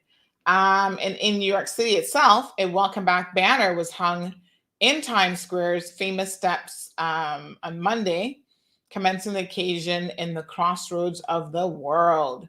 So everybody around the world is getting excited to be able to just travel again. And folks, it's about being able to see family. It's not just like, ooh, I'm going to jump up and go shopping in Miami or, go see, I don't know, the Animal Kingdom or whatever. People just want to see family. It's crazy how families, we're so universal in this day and age, and families are just all over the world. We've got family in the UK. I actually wanted to do a UK trip before COVID outbreak. We've got family in Jamaica. We've got family in the States. We've got some cousins right in Tampa. And I would love to be able to do a Tampa trip even. Oh my God. But I'm just going to stay put, y'all. I'm going nowhere. But, just to be able to see family members and hug them and see them in person. Yes, we've got technology that allows us to do Zoom calls and whatever. But look at this. Oh, isn't that sweet? Just be able to touch and hug someone is just amazing. Oh, what a mess. the world is in. Anyway, let's see. Heather, are you ready? We're coming for you. El Rey says he doesn't think it's going to have a significant difference. Sharon says, I don't think they care. They went to concert with over 50,000 people, no mask in sight. Honey child, trust me. Ms. Brenda, good morning. Where have you been? We've missed you. Ms. Brenda says, does anyone know how many of these positive cases are vaccinated? Not, well, we're still waiting on the officials. Now they're behind with their statistics. So we are still waiting on those. But the one statistic that we do know, which is the most important statistic as it relates to hospitalizations, is that 80% of those people are unvaccinated. Now, how many of the positives are unvaccinated? I think we don't have, let me see if they've updated those figures. Let me see. No, it's, well, they were doing symptomatic and asymptomatic. So that's still pending. I don't see any slides that have the vaccinated numbers. Let me see if I can ask. But we'll see if we can find that out. But yeah, but the most significant number, like I said, Miss Brenda, is the hospitalization. So Mona says almost all are vaccinated. Well, that can't possibly be true if the ones who are in the hospital are the unvaccinated. That wouldn't actually make any mathematical or logical sense. So that can't be the case, Mona. Sorry. I will ask. I've just asked, actually. So let me see if we can get that information. All right. The beautiful Miss Heather Bodden, MP for Savannah, is joining us this morning. Heather, thank you so much. How are you? Good morning, Sandra. I'm fine, thanks. How are you? I'm doing good. You're looking lovely. Thank you for joining us. Thank you very much. Now, I know you've been incredibly busy. We were trying to get you the last couple of weeks. But child, you've been so busy. So we want to talk. I know. We want to talk about some of the things that you have been doing. Now, first of all, the month of October was Older Persons Month, and you were extremely busy dealing with a slew of events. I mean, I just showed up to a few. I'm going to upload some of the pictures here that you have sent through to us, and I want you to tell me a little bit about that experience and why do you enjoy working with older people? First of all, most people, can I be honest with you? Most people, when they get to a certain age, they expect that they're going to be left behind. Nobody's going to want to be bothered with them. But you have always, now you and I go way back. I was kind of thinking about this the other day. My gosh, back to the late 1990s, not long after I came back to the Cayman Islands. You know, you do your annual, I've helped you with your annual Christmas party event for seniors. You just do so much. What is it about the elderly people that makes them so special to you? I just have a passion for older persons, Sandra. It's something about when they get a certain age that I just feel like they need to be taken care of in their golden years. I mean, they brought us into this world. So, I mean, it's time that families now decide that they're going to look after their folks or their older persons. And I just have this passion for seniors. I do what I can to make their lives a lot more comfortable. It's something that I have a lot of fulfillment, contentment at the end of the night, I should say. By the time I'm ready to lay my head on the pillow, it's something that just makes me know that my night can come to a close because I've done some good. But seniors nowadays are often felt like they've been left behind. So I have a committee that we've been working, as you are aware, for many years in the Savannah New Orleans community. It's called Savnu Kodak, and that's what we've been about, making our seniors' lives a lot more comfortable and a lot better. But it's just a passion. I just love to see their faces light up. I love to host events for them, and it gets them out to see their friends and their family, and that's something that they missed once they're left in the home. Yes, absolutely. Well, thank you so much for that. Now let us kind of rewind a little bit and you can certainly tell us about. I'm going to pull up some of the photos here of some of the events that you attended for the Older Persons Month. It was packed full of events, I must say. They had a lot of activities that you could participate in, which was wonderful. But give us a little bit of a rundown in the events that you were able to attend. Well, we got the start or the kickoff on the 1st of October, which was a tea party for the Golden Age home. And the Honorable Andre Banks, who's the Minister of Social Development, myself, and other DCFS staff attended this event. And if you were to see their faces when we walked in there, I mean, it was just, they were just aglow. And that kicked off the month, which was the 1st of October. And then after that, then it was a church service. And then the month-long events then took off. Then I think after that, there were some events that had to be canceled merely because of the COVID spread. So although there were instances where events had to be canceled, we still got a lot in, Sandra. I mean, I was jumping from one district to the next, but it was so wonderful, really, really wonderful. They had games, they had, prizes, they were fed. I mean, it was just a great time that I look forward to every year. Wonderful. I'm trying to download some. You see some pictures here from one of the events that you attended, which was a luncheon. That was ambassador's luncheon there. Beautiful. That was at the Bodden's restaurant and Georgetown and the Timberlands Yacht Club. It's a beautiful setting out there. I mean, the backdrop for those pictures were just awesome. And the seniors really had a good afternoon there, where we had the Waltons arrive from the BRAC. They came in for the event. And there's Miss Paulinda and Miss Lois Kellyman. And there's the Waltons right there. They had a lovely afternoon. They flew in from Kim BRAC and spent the afternoon with us. Beautiful. So, I mean, one of the things about elderly people that I'm sure you can attest to is, sometimes they don't have, because, sometimes it's illness or just everybody's so busy that they don't get to enjoy as much of the socializing. There's Mr. My favorite guy there, Mr. Oh gosh, I'm having a moment. Douglas there. John Douglas. Yes, he is. He might be senior. I think John is now in his 80s, but trust me, he is young 86 years old, but he does not look it, and he does not act. He is young at heart. Very, very active.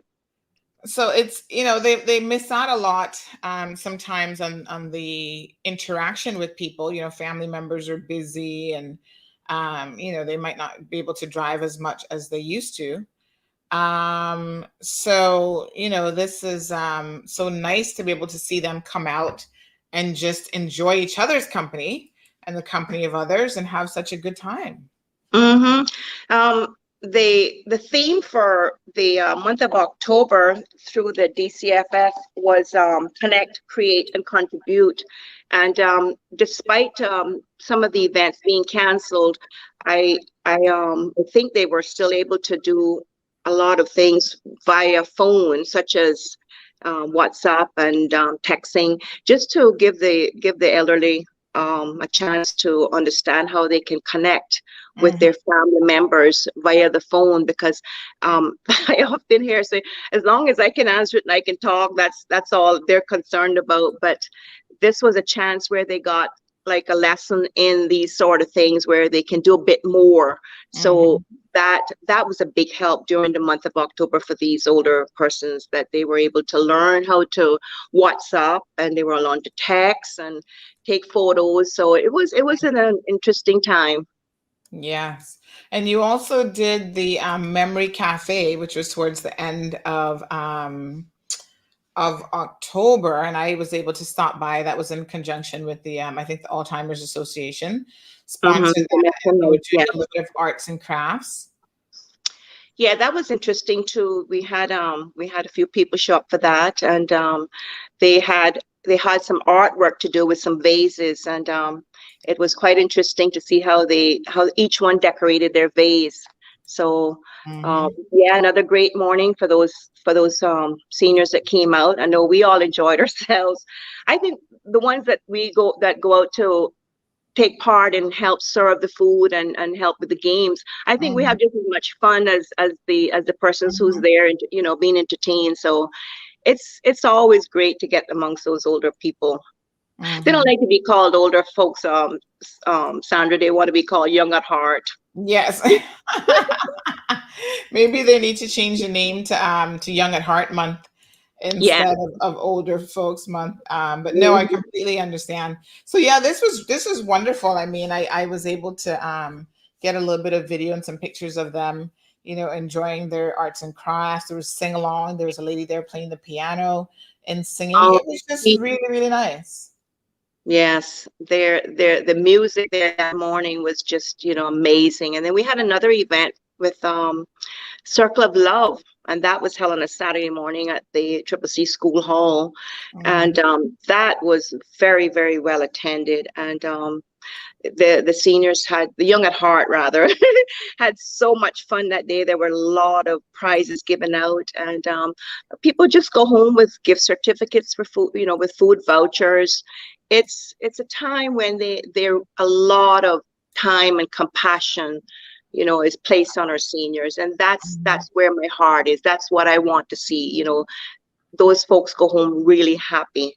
And so many other things are happening again this month as well, and we got Christmas coming up, so we're making plans now for Thanksgiving luncheon, and we're making plans for our senior citizens Christmas party. So a lot of things are still happening, still going on behind the scenes that will make our seniors know and appreciate that we are still considering them and still planning events for them between now and Christmas.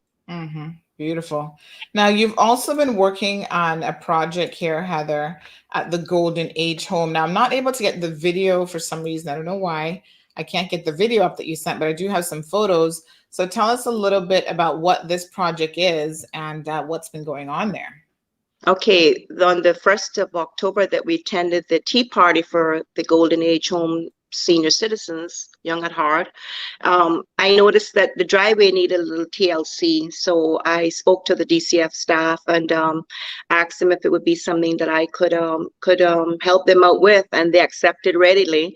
And I purchased some paint, and the DCFS staff got the maintenance crew from the senior citizens home or the Golden Age Home, and they power washed it one day, and then a couple of days later, then they painted the floor. So it looks a whole lot better now.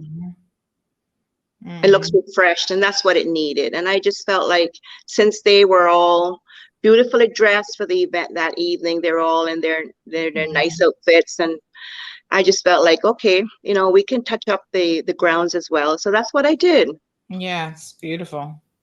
And this to make a point here, Heather, sometimes it's not just all the massive projects. I mean, they have their place and they're important, but it's the little things that you do. Even as we try to get ready now for the festive season, people might have smaller budgets because of the pandemic and the COVID situation, but sometimes just a little power washing, a little coat of paint. Some months ago, I noticed that my front door, just from the sun beating on it every day, had faded out. And I was like, you know what, let me just get it repainted and put a little bit of varnish or whatever on it. And what a world of difference it makes to just have something look a little bit brighter and fresher around you. So true. A little bit of paint adds so much more beauty. Yes, a little bit of lipstick. This always makes the face look brighter. So I know, right? Look at me. I put on different lipstick every day, and somebody today is like, "Ooh, you look extra cute today." Oh my word! It's just a different color, nothing special. But yes, Mr. Tommy joining us in the Bahamas says good morning. Miss Sue says good morning to you, Miss Heather. Jane says they built this country and we have to do these types of things for them. Well done, MP Bodden. Thank you so much for that. Carla says, how can I call in on the talk show? Oh, she has an urgent matter that needs to be discussed. Carla, just give us a few minutes. We're going to wrap up with Miss Heather, but I will send you the link where you can join the talk show at any time that you would like to.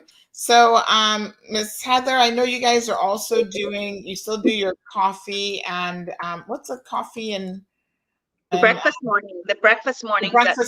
Yes. Mhm. So you still have those ongoing as well. Yes, we were going to do one this month, but we've decided to join up with Baptist Church, and they're going to be doing a luncheon on Tuesday, November the 16th. That's next week, Tuesday, and we're sending the invites out for those as well, and that'll be in the form of a Thanksgiving turkey dinner, and it's headed by Miss Judy Bush, and the staff here and myself at the office will be heavily involved with that as well. And we're going to take all the seniors and go out there and have a jolly good afternoon with them from 10 a.m. to 1 p.m. And that's at the Baptist Church. And I just want to let people know that it's the building behind the church is called the Cove, and it's the Children and Youth Center, and it's directly behind the church. So when they pull in, they go to the back of the church building, and that's where they'll be taken through the back entrance.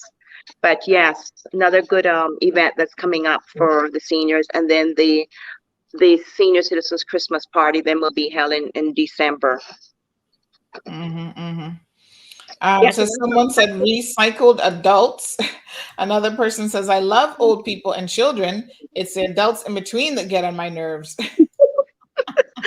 I try to take care of all of those, the older folks in between, and the babies and the children. So yes, that's where my heart is.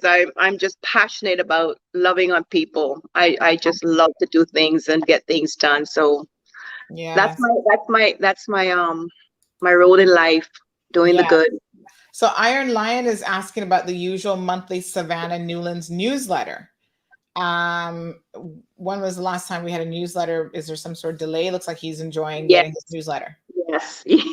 Okay, I'll alert my other colleague here, Rosalind, on getting that one out for next month. That's a little bit of a delay because I think she's full-time work now, but hopefully by December we'll be back on track with that. I just realized that people missed that as well. I was just like 1 or 2 months that we haven't done it.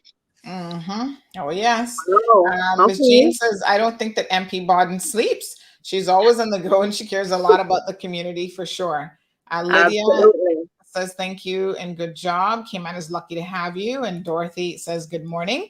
So I'm looking forward to, my favorite holiday. I mean, I like Christmas, but I think for me, Thanksgiving, because I lived in the States for so many years, has a real special meaning because I feel like it kicks off the holiday season, right? So it's like you're getting ready for Christmas and everything, but when you have Thanksgiving, it's just such a special day. And, we all have so much that we should be thankful for in life, regardless of our circumstances. Absolutely. And so I'm especially looking forward to Thanksgiving. So I might just join you for your seniors Thanksgiving. Oh, perfect. That sounds if I show up, don't think it's strange. Because they want you to come and video them so they can get on Facebook. That's the whole idea of these folks coming out. They want to get on Facebook because every time I take a photo, they're like, Miss Heather, are you going to put me on Facebook? I'm like, yeah.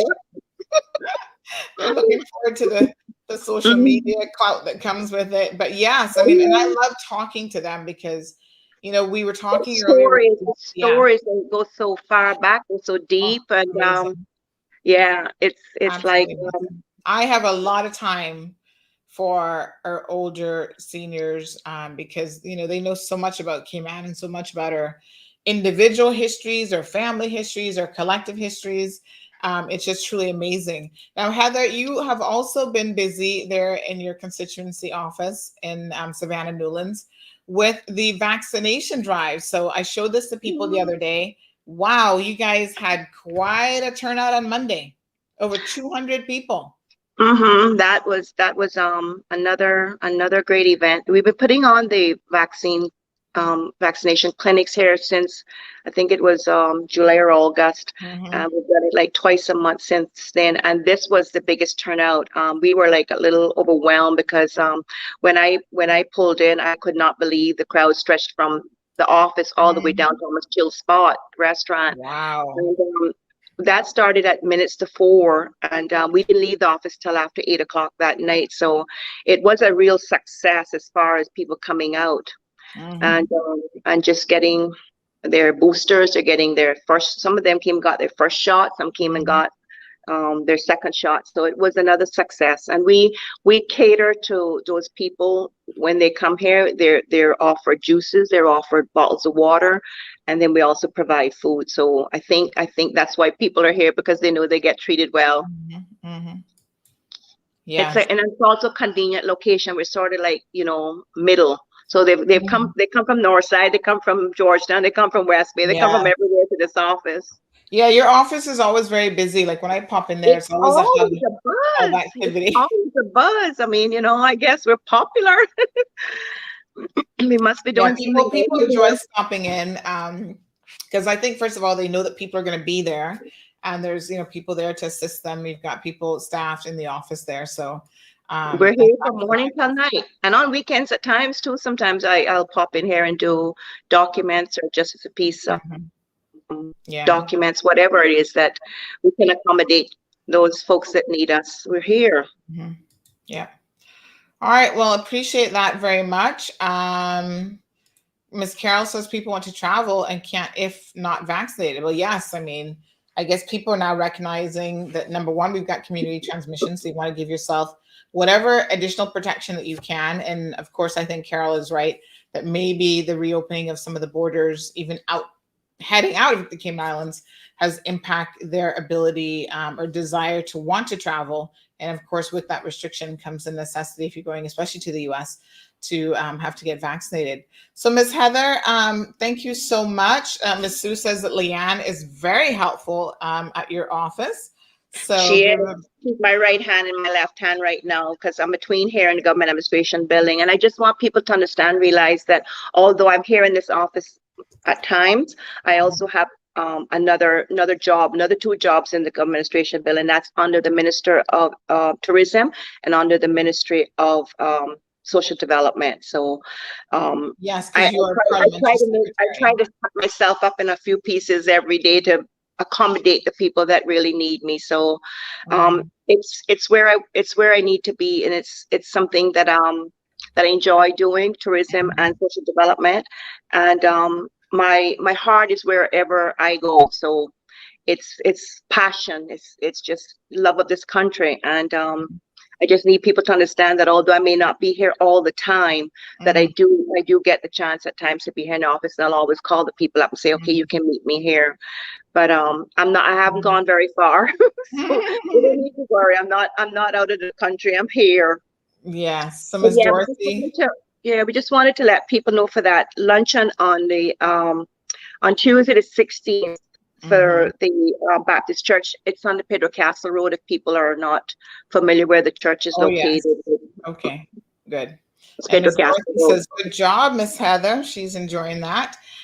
So Heather, again, thank you so much.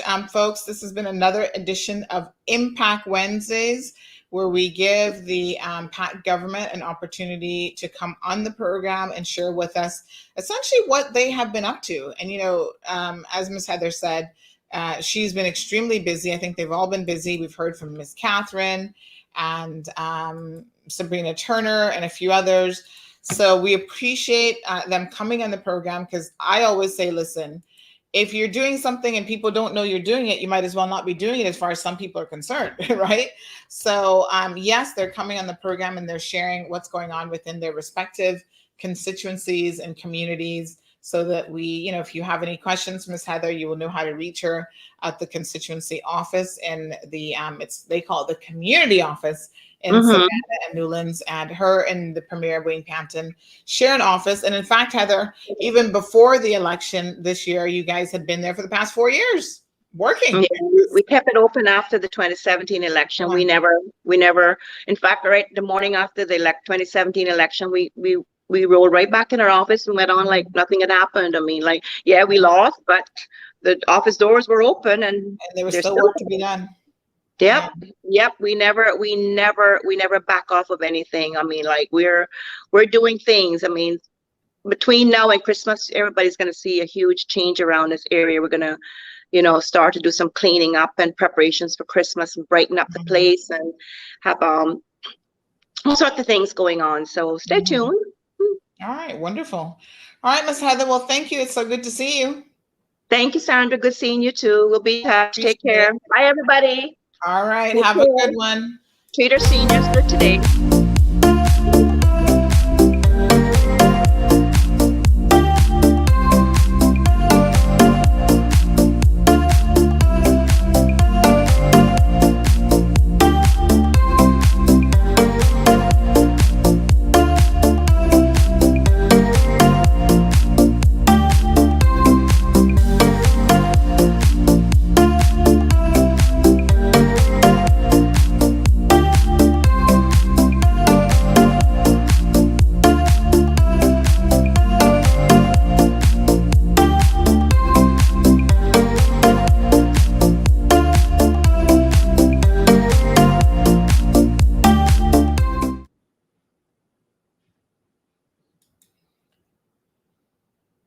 All right, folks. So again, thank you to Ms. Heather Bodden for coming in the program. Big shout out to her and the Newlands team. Listen, folks, it takes a team to get this stuff done. You can't do it alone, and having good support is always welcomed. I am sure of that.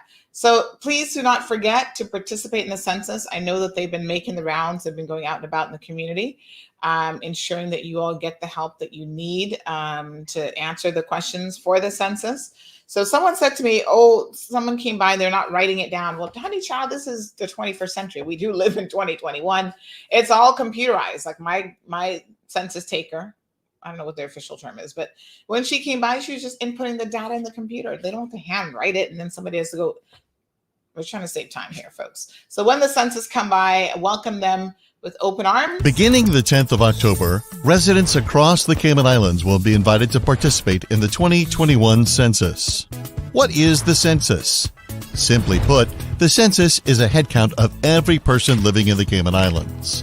The population count and data are protected and authorized by the Statistics Act. The information is confidential and cannot be shared with any law enforcement agencies.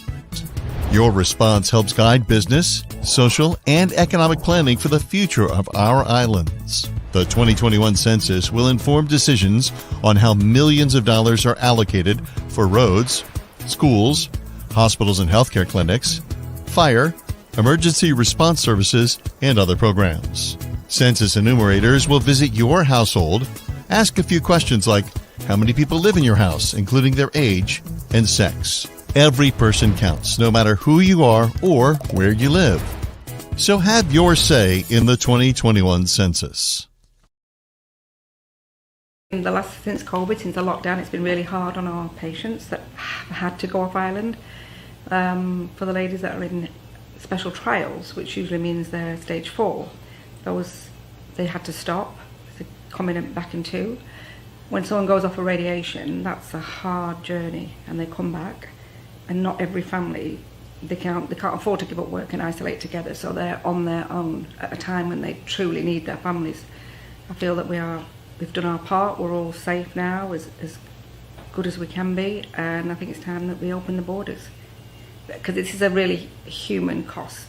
People probably don't realise if when you're diagnosed with cancer, it's a hard battle, and obviously COVID's just made that 10 times worse.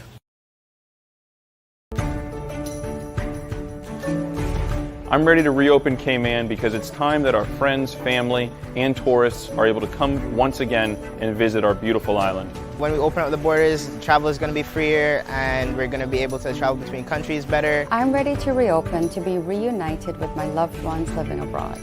I'm ready to reopen.